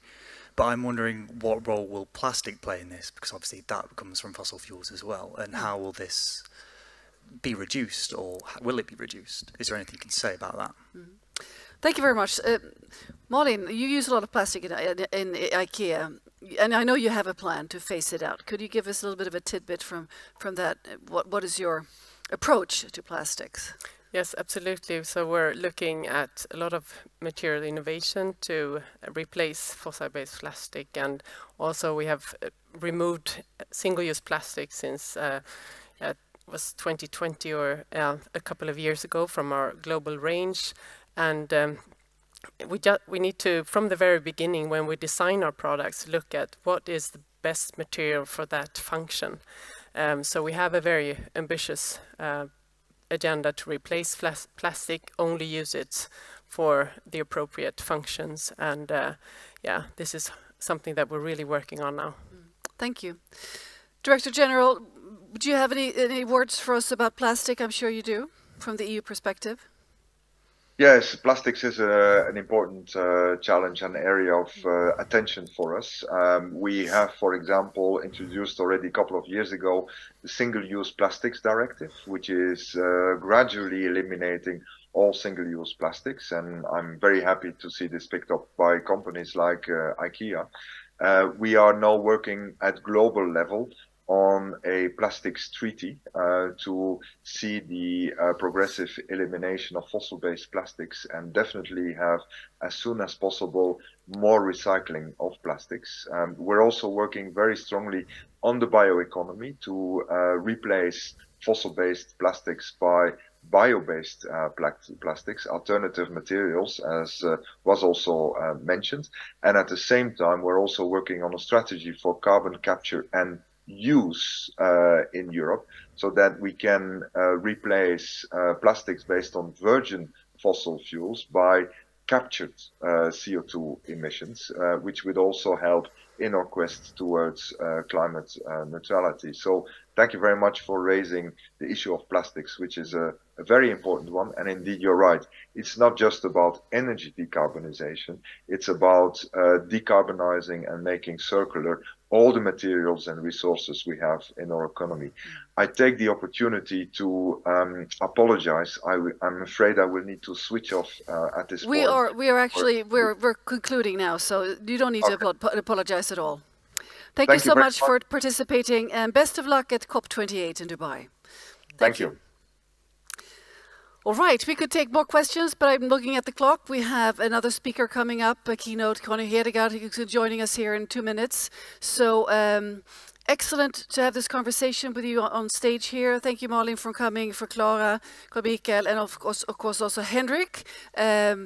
It will be interesting to follow what happens with Ecolution, your hemp material and your process of decarbonizing this industry. And of course, we are eager to see that you are still strong at in your agency and the work that you do to enhance the possibilities for businesses to become more climate neutral in their work. And the same goes, of course, to Clara and your work. And well, to be continued. The work is not done by far, and we need all hands on deck. And before I leave you, or you leave me, you need to get some candy, because everybody gets that. And it is, of course, from Lund, some nice Lunda motif of chocolates. And here you go. Thank you very much. And well, thank you. And thank you very much. And this is for the Director General, but he can't get it. So I'll keep that here. I was miscounting. Thank you for joining this session and keep up the wonderful work. Yes, Thank you. Thank you. Thank you.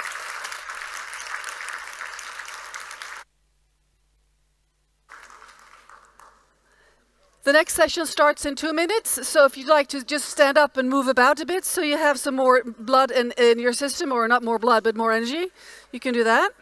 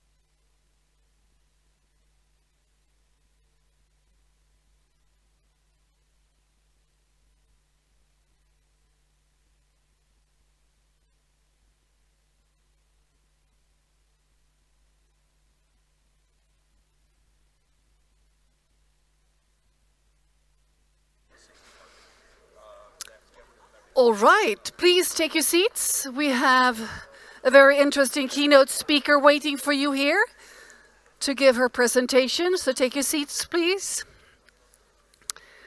We will continue to talk about the EU climate neutrality goal, how we can reach it in a fair and just way, what needs to be done and what needs to be put in place, and also how to make this transition fast enough, because we are indeed in a hurry. It is now my profound pleasure to give Connie Hedegaard, former European Commissioner and Minister in Denmark, a warm welcome. Tack. Thank you very much, Katarina. And yes, that's very simple questions. How do we do it? How do we do it fast enough? How do we keep social stability? And how do we keep our competitiveness? Not simple questions, but crucial questions. Despite all the other challenges that we also must face these days, Gaza, Ukraine, NATO membership, immigration, gang problems. But the reason why we still have really to do more than we already do on the green transition, here is why. I hope. So, here you see a black screen, but there it is. It starts a bit wrong, but okay, 900.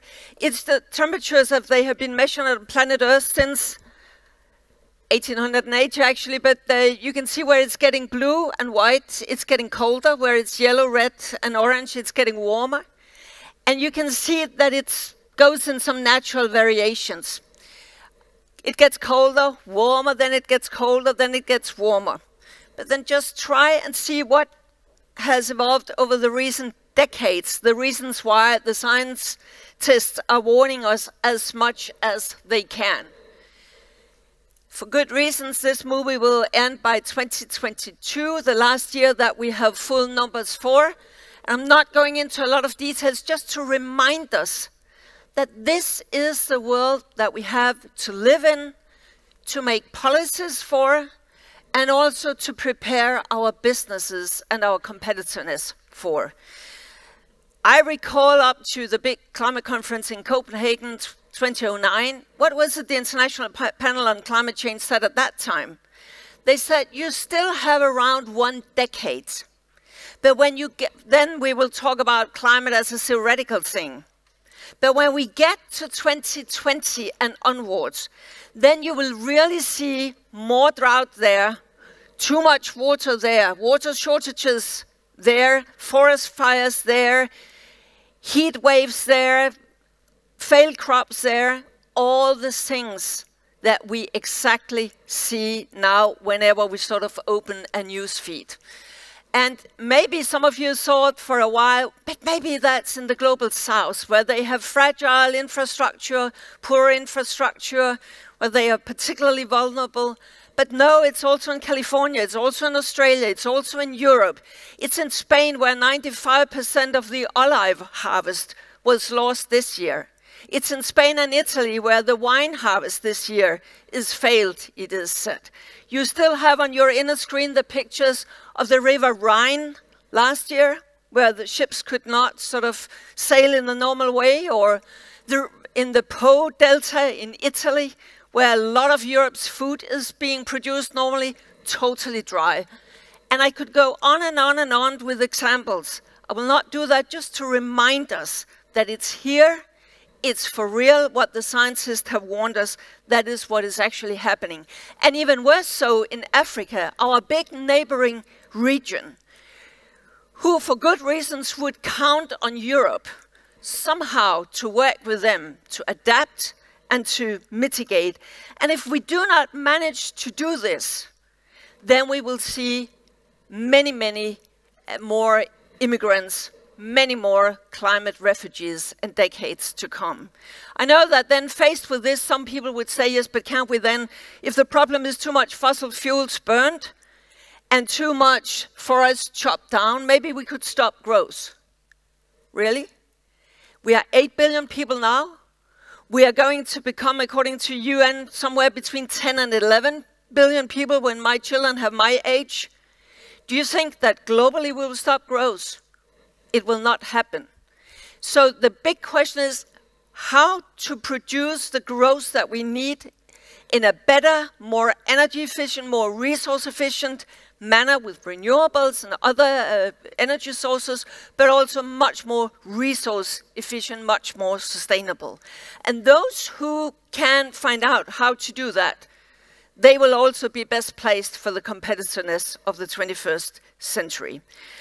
Just final point there is, in Europe, particularly us in the Nordics, we are among the most prosperous and the most consuming citizens on planet Earth. So you could also argue that we have sort of a special responsibility, and at least we must lift our part of the job, our part of the responsibility. That was why, to Tim's question before also, that was why back in 2010, in the midst of an economic crisis, the EU Commission, sort of as it's the Barroso II Commission, that's Cecilia Malmström, who was there just before, which is still there, and myself was a member of, the first communication we sent out, that was on Europe having to have reduced emissions by 80 to 95% by 2050. And we set targets for renewables, for energy efficiency, and for CO2 emissions reductions. And one could argue that since Kyoto, over COP15 and to the Paris Agreement, had it not been for Europe, we would not have had an international agreement. I think it's really fair to say, because in many, many years, the Chinese and the Americans played the game that I call the after you, sir game. The Americans would not move when the Chinese didn't move. After you, sir. And the other way around, the Chinese would not move when those who had created the problem in the first place would not move. After you, sir. So they kept each other there at stalemate, but Europe tried to push things forward. We also did that because it serves our own good. It's to the benefit of ourselves. Now, in the midst of the economic financial crisis, the worst year, 2012, you know what? We paid 400 billion euros net for our imported fossil fuels. 400 billion net. And you know what? February 22, when Putin attacked Ukraine, our net bill was almost exactly the same still. So we send this money to regimes that we do not like, and we saw with Putin's aggression that it has a price, not just an economic price, but also a geopolitical price, a security price. So to address much more energy efficiency, renewables, this transition very much serves our own interest. Therefore, we must deliver. And the question then is, how do we do that? And there I have to say, we still have a lot of homework to do. Just to mention some of the elements, some of the things we have to do. We have to set the targets. Okay, check with that. We are good at setting targets, sometimes better at setting targets than actually delivering on them, but check with that. Pricing, to cut a long story short, we have price systems in place. There is an incentive. We have an emissions trading scheme, but also many national environmental taxes and climate taxes and so on. So more or less, except for the agriculture, but more or less, check, there is a price signal. Good. We also have a lot of regulation there. Why is regulation important if we have a price signal? Because it's not enough that the front-runner companies, they show the good examples. We also have to carry the bulk. And when I talk to business people, what they mostly ask for is, please, can't the policymakers give us a clear framework, a framework we can count on? In other words, regulation is not always bad. And in Europe, we have loads of it, as you know, but it means something when we have a regulation standards for cars, for buildings, for machinery, and so on and so forth. But there are more challenges. I believe that we have to be much better at coordinating things internally in Europe. For instance, when we want really to expand in renewables, great. But if the grid expansion is not following in parallel, then we run into bottlenecks. And then, of course, the risk is that investments will go to elsewhere. So coordination is absolutely key. Take another example, high-speed trains. Everyone would say, we need that. But are we really investing in it? And are we doing that fast enough? These kind of things also require planning.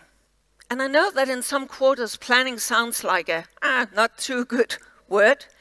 But if we are not daring to plan this transition, then what we will have instead risk being a very disorderly transition and a more costly transition. Just take the question on permitting. Yeah, a boring thing, but still.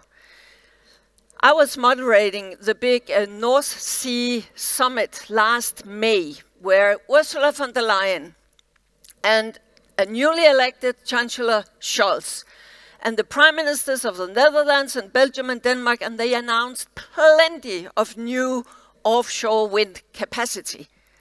And one would understand that within 1 year, a lot of things should happen. Really, really good.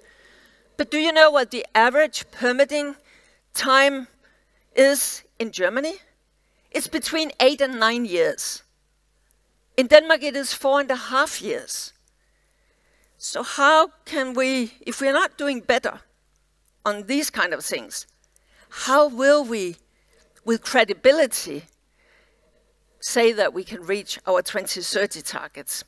I really think that we have to, without ending up in being China and not taking citizens' concern seriously, we have to be a bit better when we have hearing procedures, to have a bit more sequential way of doing things so that we can become a bit more efficient, or we will not make it to all the nice targets.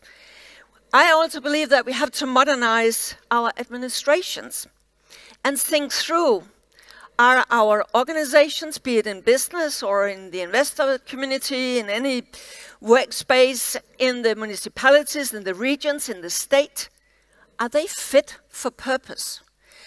I don't know Sweden as well, of course, as I know Denmark, but there I can see that we are centralizing a lot. We are so afraid of making errors that everyone has to go up through the systems and then down again if anything should be corrected, and up again in the administrative systems. And when you have to work across silos and sectors, and you have to have much more cooperation between the public sector and the private sector, this way of working absorbs a lot of time and effort.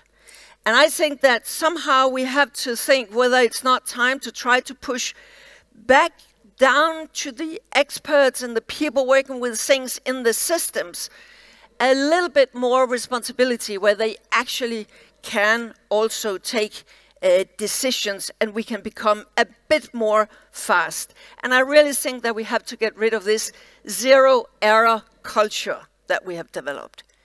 If we sit and wait for the perfect solutions in all this, we will get stuck. We will not get there. And this accelerating movement will only move on. And I think it's important that we speed up also the way we innovate. The way we innovate technologies and make innovation in our societies. Why? Among others, and I understand you have been discussing or touched upon this earlier today, we are squeezed, Europe, we are being squeezed between US and China, two very big competitors. With the Chinese, we are competing with the state budget of China. They took our solar panel industry. Now they are coming into the electric vehicles. And very soon, I'm absolutely sure, you will see that they are also trying to take the wind industry. And they are doing that subsidized by the Chinese state. On the other hand, we have the Inflation Reduction Act from the US. Very good, and it's also good China is moving, it's good that the US is moving. But for instance, in the US, they have set aside $370 billion to support clean technologies. Not necessarily being developed by American, US companies. Everyone can come there. Last night I spent with many CEOs of the big companies in Denmark, and I tell you, it's not a small number who are now planning to send their next innovative production facility or laboratory or whatever, that it goes across the Atlantic. In other words, when it comes to our future competitiveness, we are being squeezed in Europe, and we have to be better at pooling our resources for innovation. For instance, we did it when in the Hydrogen Alliance. Really, really good. But again, are we fast enough, even when we pool our resources, to move from targets and words to specific action? I really think we have to dare invest in developing some new strongholds, some new strong positions in Europe. And maybe therefore we also would have to quit our tendency to do a little bit of everything. Because of course politicians should not pick technological winners, but are we sure that they should not pick areas, so that at least we are not just buttering, making a thin butter over everything, but try actually to create new strongholds. I think we need that. And therefore, I also think that we need to start to think, as the Commission has also proposed, that we must start to think about an industry policy at the EU level fit for the challenges that we are faced with here in the 2020s. And I also believe we need much more public-private partnership, much more cooperation, and again, cooperation across silos and sectors. There are many more things we need to do. But all these things, they do not come for free. It costs something. And if we're going to do that at the European level, I'm not sure that the current budget, 1% of the member states' GDP, will that be enough? We have war in Ukraine. We have a COVID debt, now with rate of interest that also have to be paid, the recovery package. We have an enlargement coming up, huge enlargement. We say that we want to be a geostrategic union. There are a lot of geopolitical necessity in that.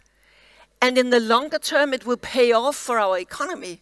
But right now, I mean, Ukraine alone is 32 million people that we would have to absorb in a relatively short time frame. Some argue that that must also be before 2030. 1/4 of the whole agricultural area in Europe is in Ukraine. Can you imagine what that means for the CAP reform, for the agricultural policy in Europe? And at the same time, we also have to green these things. So I just say that the innovation also in that sector must speed up if we are going to be ready for the competition that we are faced with. It is an enormous task.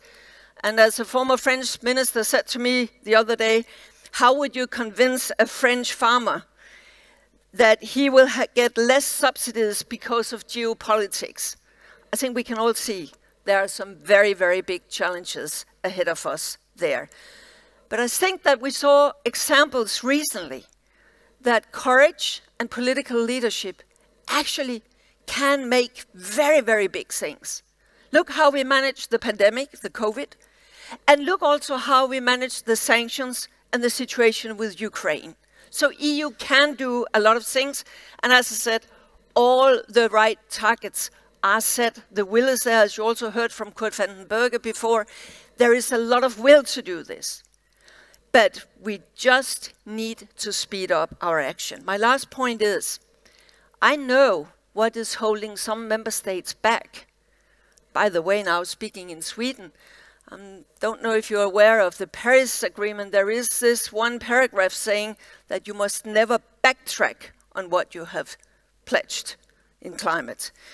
Just a small thing, I just wanted you to be aware. But it's really not difficult to understand why some of our politicians, they would say yes, but if we move too fast here, then we will have polarization in our societies. I understand it, and it's correct that the combination of something as complex as the climate change challenge, a challenge that is accelerating, and a very short deadline, that is a poisonous cocktail in a democratic society. There are many sorts of polarization. There is the polarization that we see now between the global north and the global south, where, for instance, our friends in Africa, they are not too happy with us in Europe for the time being, and we have an enormous strategic interest in trying to improve that relationship. I think that climate change is one of the areas where we have some soft power and can work much more coherently with them. But we also have polarization at home. I was asked to say something about the social balance, and we must do the green transition with the social balance. It's a core European value, it's crucial. We are a social market economy. But there are many ways we can secure that. For instance, through our taxation systems. Here, in the Nordics, we are world champions in doing that. But we also have to start some very, very uncomfortable discussions about who in our societies would have the biggest environmental footprint. It's not the poorest people. It's those of us with the high income, the high consumption. So there is also a profound discussion there on who bears which kind of burden in our societies. And therefore, my last point is, I also think we should discuss much more the possibilities in energy efficiency, resource efficiency, circular economy, how to reuse, recycle, use up resources, because that also could have the right social profile. It is good for energy poverty, for instance, if you're really focusing on energy efficiency, just to take one example. I know that many politicians are fearful of yellow vests. President Macron has suggested that we pause our climate policies in Europe. I think the video shows that that's not really the time to pause things. And I also think that we have seen that the human consequences and the economic consequences of not doing what is needed are growing, and we cannot pay that price and we cannot live that bill to the next generation. So yes, there is a risk of polarization. Right now we see it between rural and cities, and we see it between poor and rich, and there are many, many sorts of polarization in Europe. But we do have the tools and the knowledge to remedy that in Europe and in the Nordics. And you know what? The kind of polarization that concerns me the most, that's the polarization we risk having between generations. If a younger generation can see that we are talking, we are good at setting targets, we brand ourselves globally on this, but we are not delivering, then I really fear that we will see a more dangerous kind of polarization in our societies, where new generations would have distrust and lack of confidence in our systems, in our institutions, and in the social market economy. Therefore, we must deliver not just targets, but implementation. The ingredients, the elements are known. The next EU mandate must really be on implementation and on cooperation in developing the strongholds and the new technologies that we would also need. And I mean that if we manage this daunting task, then in the green transition, we would also have a really strong argument for a new generation of Europeans, for not less Europe, but for a stronger, more cooperative and coherent Europe, and a Europe that shows to the world that in this 21st century, sustainability and competitiveness are not each other's opposite, but it both must and can go hand in hand. Thank you very much.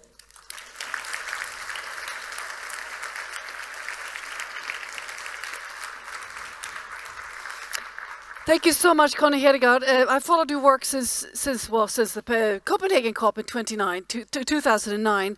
Fantastic to listen to you here. I'm very happy that you brought up the generation perspective. There was recently in the news that stated that the reason that the Swiss population had changed their behavior was 30% had, and to become more climate friendly in their behavior, was the Fridays for Future.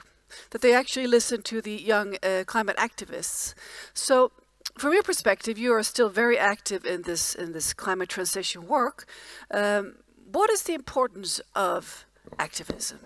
In all ages, we see scientists becoming activists. I recently moderated a session where business leaders talked about activism. And there is a sense of urgency.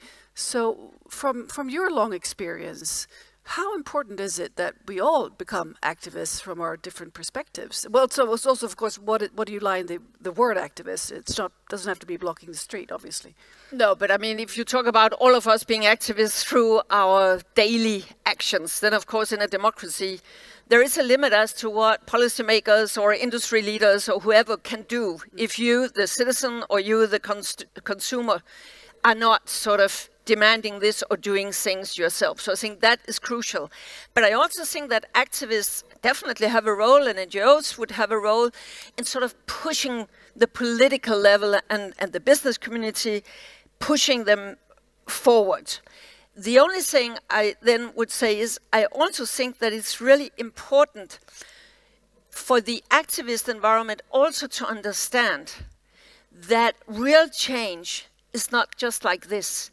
It takes time. It is complex. So hopefully I would wish them to sort of keep some kind of understanding, not that they should not push, but also understand that it is easier to write the catchy phrase than it is to sit in a finance ministry and really do things. But we need both in society, and where it is most successful, I think, is when the activists sometimes could be invited in with their views, with their ideas, and by that directly push the political level a bit more. I simply do not understand that we are not using deliberative methods and digital means much more to have the input from citizens. There is a lot of good input from them.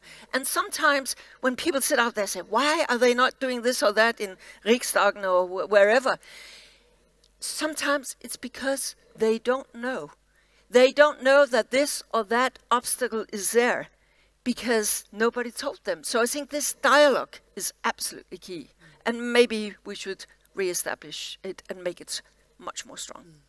Thank you. Let's take some questions from you in a minute. I have one or two questions I'd like to ask first, since I have the prerogative of doing this from this position as a moderator.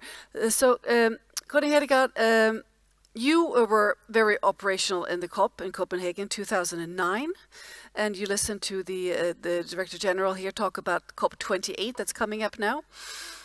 Will you be there in any role, or what are your hopes for the outcome? There is a lot of debate on the location of the COP and who is heading the COP. It's a person very closely connected with the oil business, of course. Let me put it this way, Katarina. If this COP produces very big results, I will be positively surprised. Can you imagine a more difficult time geopolitically to sort of see very, very big breakthroughs? It's very difficult to see. But I know that good people are working hard to make it happen.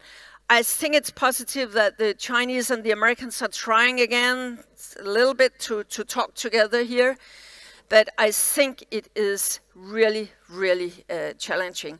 What I suggested already as a commissioner is, in my view, the very, very big COPs. After Paris, it should not be every year, it should be every other year. And then in the years in between, you could have a more thematic COP. Say, we need to focus on loss and damage. We need to focus on financing. And then it would maybe be 5,000 people coming and not 20 or 30,000 people coming. And why do I say that? Because I know that the COPs have a tremendously important role in mobilizing and keeping people focused on climate. But each year it also creates the expectation that something fantastic can come out of whatever COP. And the problem is the way the UN functions. It is not doable. It's not the way the world works. Unfortunately, I would hope that we had a stronger world community, but that's why it also creates sometimes a lot of disillusion and disappointment. So I think every other year, the big show, and then in between, much more working mode. Let's solve this problem. Let's solve that problem.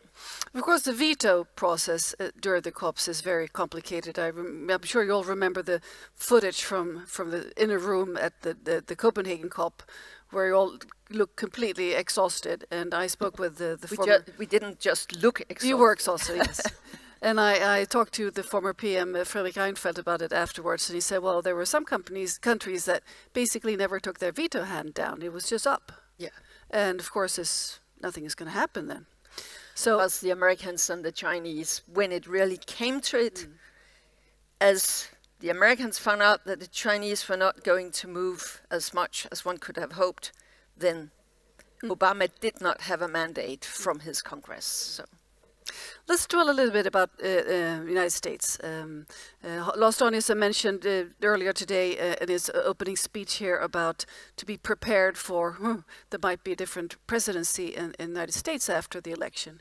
So how, from your perspective, you worked in politics and policies along, how do we prepare? Can we prepare for maybe a return, Trump returning? And how will this... I can only say, personally, I would have to prepare mentally, because if we start this show again, I don't know, I think many in the room here had the same sort of, we followed it more or less on a daily basis, sort of, oh my goodness. So I think that's hard to cope with. But Katarina, I know that some of the people, some of the think tanks who are preparing if there is a second Trump mandate. It's like a contingency plan you have to have. Yeah, but they are preparing. Now they should not make the mistakes of the first mandate. So they want to be very prepared. And what they told people that met them within the last few weeks is they would still recommend to the president he should leave Paris, he should give up the Inflation Reduction Act, he should. I mean, we are in for a very, very bad situation. The only thing you could hope for is that some of the states who are benefiting very much from, for instance, the money from the Inflation Reduction Act and the jobs that it creates in the US, that they would be strong enough and protest. But honestly, I think it's fair to say that the Biden administration, we could feel it internationally. Oh, yes. When he came in, not just because of him, but the whole team he brought with him into the White House, it changed completely the way the US play in the international talks. And that spills over to India and to China and the others. So we need, I could put it this way, we don't need a second Trump mandate for sure, not in climate. No, I think also not in climate. I think that's fairly big consensus on this from a EU perspective, I'd say. So, Connie, last question for me before I turn it over to the audience. There is fairly big discrepancies when it comes to ambition within Europe, when it comes to the country's ambitions. For instance, you mentioned Macron, but also, actually, I just read the other day that compared to Sweden, the French government has 15 times per capita stronger climate budget than the recently launched Swedish climate budget. 15 per capita stronger than Sweden. So that's a big discrepancy. So how do we navigate within the EU when the different countries are, and not to mention other countries that are even lagging behind even more in their funding of climate transition? You are better positioned than many here to sort of explain what's happening in Sweden. I've not fully understood that yet, but I really think that what can make us stay on course in Europe, on the climate course, that is probably that some of the nations, member states, who were normally most reluctant towards climate policies, Poland, for instance, they would now agree that climate and security and climate and energy security, that goes hand in hand. So some of the old sort of opposites, suddenly there are some new opportunities there. Having said that, though, I must also say that I can still fear that we will see some backlash, not out of evil will, but simply because all the events that the top politicians and the prime ministers and what have we, key ministers, have to address and focus on here and now. There are so many challenges that I fear that we are not, sort of some of the things I mentioned where we need to speed up and to do more, that simply the capacity is not there. And that is basically one of my biggest fears right now, that we risk sliding back while our competitors finally understood this makes sense, we must do something, and it makes jobs and new technologies and opportunities if we do it right. And that would really be a bad timing for Europe to be foot dragging. Thank you, Connie Hedegaard. Before I take questions, I need to ask up the other fantastic panelists here on stage. I got so carried away here, I almost forgot to look at the clock. So we have Lars Danielsson, of course, coming back here, former permanent representative of Sweden to the EU and former State Secretary, and Jytte Guteland, who is member of the Swedish Parliament at the EU.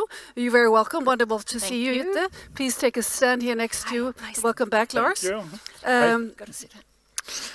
So I'd like to start with you, Jytte, since you have not been on this stage yet, at least not on my shift. No. So your reflections after having listened to Connie, I'm not sure how many of the other speakers you've been able to listen to here during the day, but you have sort of, you're inside, you are part of the EU, the work. So your reflections on this big topic here at hand, how do we make a climate transition work? First of all, thank you for giving me this opportunity to take part of this session in the end of this very important conference. I had the privilege to participate in one of the seminars, and we were talking a lot about the need for competence in this transition. So on the skills needed and how it will affect the whole education system, and people in all different, in the economy, in all different sectors. We will need people skilled to do this job. And we also talked about how we could, maybe I mentioned it a little bit too, so I'm highlighting something that I maybe mentioned myself, that we need to also connect the green transition to the digitalization transition, and also kind of have the combination of the two. And the good thing in this is that we do have like the women alongside and with us on the sometimes in the climate fight in Sweden. When it comes to climate behavior. Yes, and behavior, yes. And in the digitalization, we were talking about that we have many men in there already, and doing the tech business, and also educate themselves for that. So then we can find each other and work together and maybe learn from each other. So to have the gaps that we were hearing about, this polarization that is so very typical of our time in all different eras in the society. Here we could maybe bridge some of it and make sure that we do this job together. And then we talked a lot about also how much opportunities it's in this transition for Europe. And I think when we speak about the populism, the Trump era, maybe coming back to US, all these old democracies that is going into difficult era, I think some of it is also because we are so proud of ourselves, what we have done, and speak about the past all the time.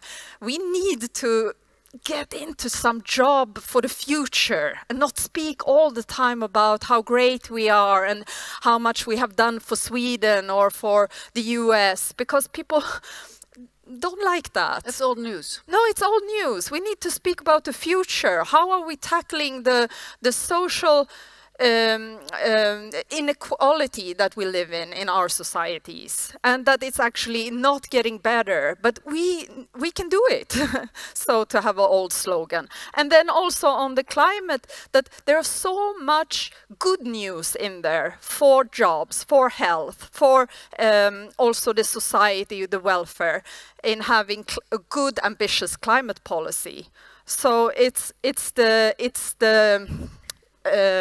the global heating that's the problem, but the climate policy, and not at least what we did in the European Union when it comes to the Fit for 55 and the EU climate law, that's the good news. And then my final thought, maybe to this, you gave me the opportunity to speak here, and I kind of took it, but I would like to also mention that I also think that we need this election next year not to focus also on what's been done. We need to talk about, and therefore I was so happy to listen to you, talk about that there is lots to do. And we will not go back down or have this, what does Macron call it? Have this moratorium or this pause. We should not. We have a lot of things to do, and we need the implementation. We need the financing. We need to get rid of the fossil fuels in the economy. So there are so many things. And the circular economy, we just started it. So I think if we want to lose all those of us, who I believe many of us are here, who would like to have some progressive European Union going forward, I think it's time to kind of go out and fight for this election movement, and not kind of stand there and look at the populists or the conservatives or the ones who would like to be nostalgic about the 50s. Let them take the floor. Thank you, Jutta Jutterand. And Lars Danielsson, you gave us a fantastic speech this morning, and you listened in. You've been here all day. What are your reflections? I think what the EU days here show in general is that there are an enormous amount of interlinkages between the various issues that we talk about. And what I was, we're heading towards the elections to the European Parliament. What I would wish is the following. Now, the organizers will be very mad at me. That would be to have an extra EU days in the spring. And have compulsory participation of all those who are on electable position on the Swedish party list. That's a great idea. Participate, because this is the kind of, exactly as Jytte is saying, this is the kind of discussion, and Connie eminently illustrated, I think, what the issues are, that we need, because then people will find it meaningful to vote in the European Parliament elections. Because there is a tendency that, like you say, looking back, having political nitpicking, but these are the issues, and these are the issues that will be in the forefront in all European activities, for, not only for the coming 5 years, probably for the 10 or 15 years. But let's start with the coming 5 years. So I think this is so important, because there are so many, the complexity here is enormous, but basically it boils down to what kind of society do we want. And we know that that society can partly be built by all of us by exercising our election rights, democratic rights in our national elections, but it will more and more also depend on what the European level is about. So, yeah, April is very nice in Lund, doesn't rain very much. We have them come here, we have election debates. Wonderful. Let's do it. I'm looking at the some of the staff manning this. This is a big event to put together, but I think it's a wonderful idea. We'll see how this resonates. So, on that note, also to encourage this is filmed, so to encourage the spreading of this film. For instance, for more people to listen to Lars' opening speech and Connie's speech here, to be able to, and also your remarks, of course, Jytte, because we need to get more people on board in this EU project.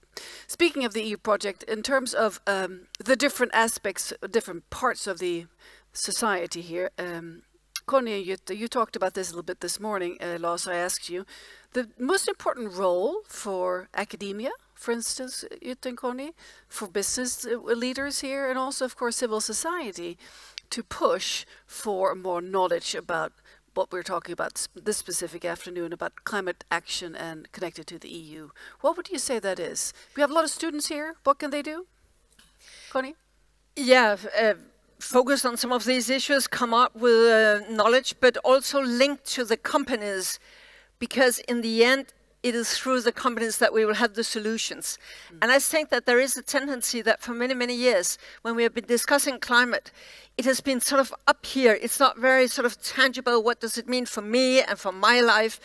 And there I think that I would like companies also to sort of be better at showing their solutions, because we're talking about 2030, 2050.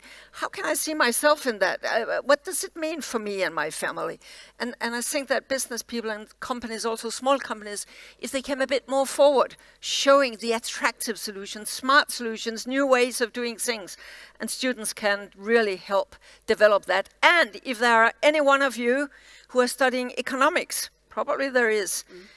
So maybe also this whole sustainability thinking, climate, if that could also be just a tiny little part of the curriculum on the economic studies, that would be a very, very big help, I think.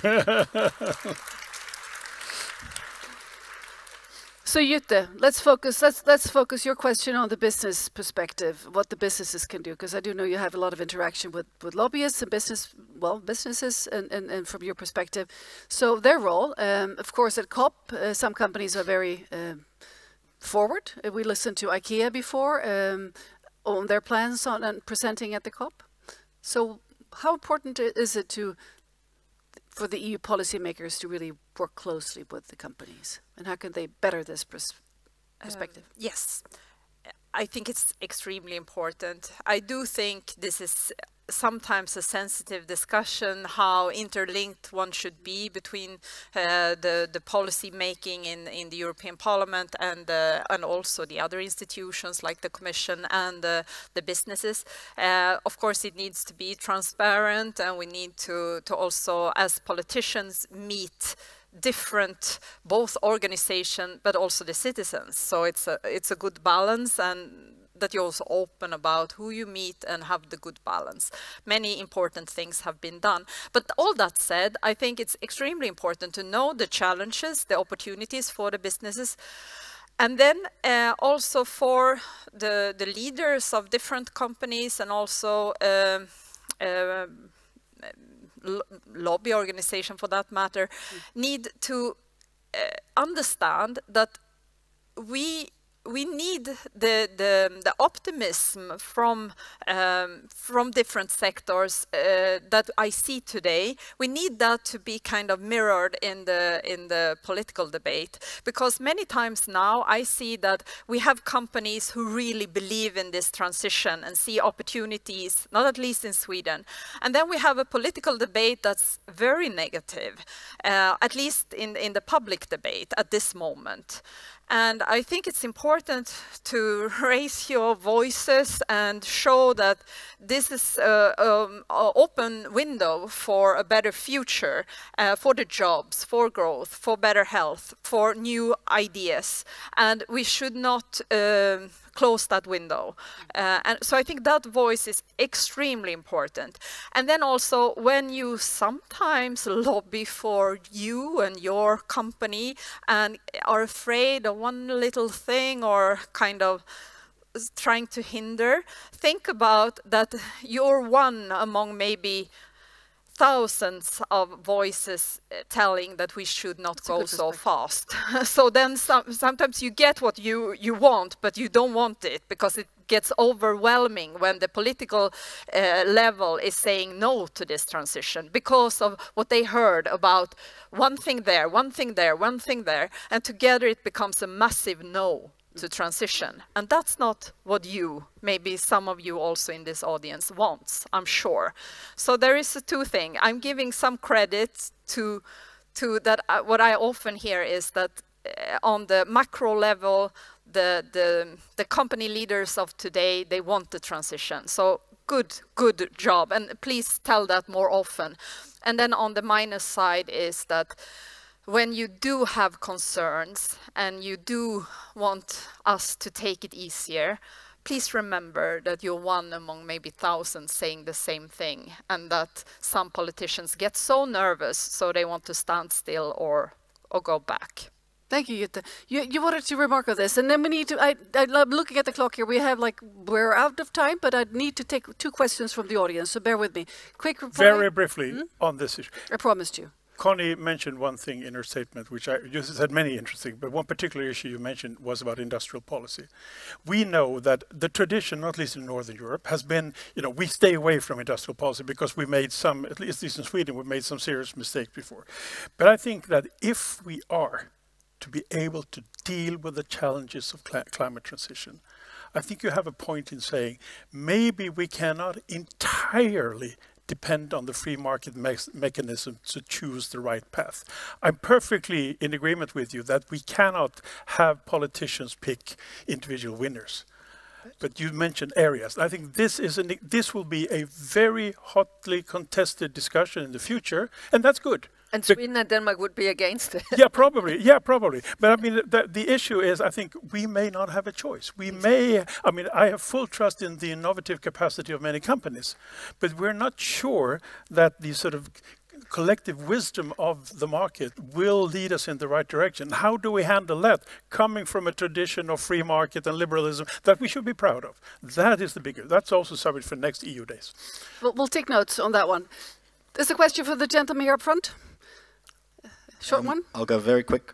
Intergenerational polarization. It was super interesting. My question is something like, how do we remain optimistic?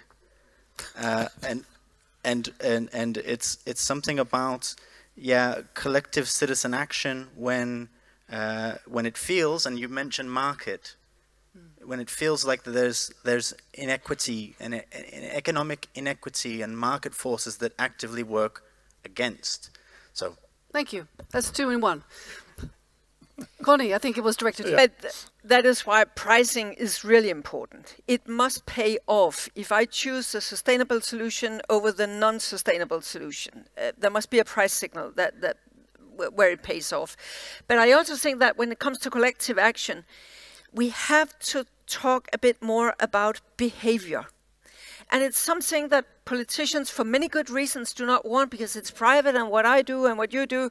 But still, I think if we have to be faithful to our values in Europe, we also have to sort of live the circular economy, the energy efficiency, the resource efficiency, the recycling things. So I think there is something which is important, because according to sociologists, what means something for citizens' appetite for doing things differently tomorrow than they used to do is that they can see that I'm not the only one trying to fight climate change and the melting poles. Somehow you can create new communities there. And then you just ask how to remain optimistic. Well, we must. And then that could seem as just something one says, but try and think 10, 15, 20 years back. I mean, we were not changing our energy systems. We were not having electric vehicles. Last month, it was 50% of all new sold cars in Denmark, they were electric. I mean, it's just to remind ourselves that it matters, that we talk about it, that we push for it. It takes longer than I would like it to take. But if you take a step back, you can also see that the world is moving, also the big economies.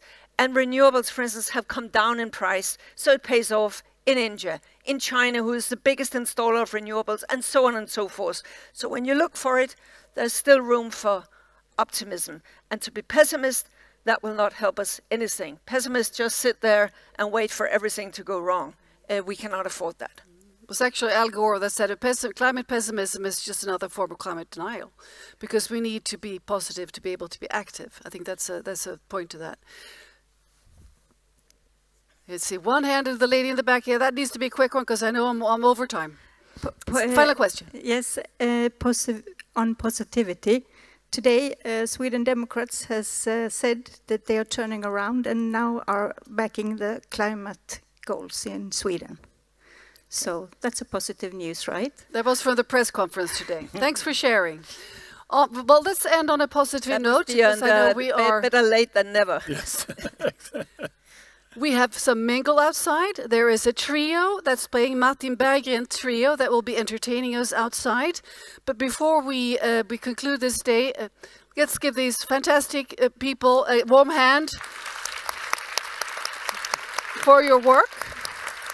And of course, there is chocolate for all three of you. And tomorrow, the doors open at 9, and we start inside at 10 o'clock. Enjoy, mingle, and talk to each other about how you can contribute to this fantastic EU project that we have together, and climate justice, of course. Thank you.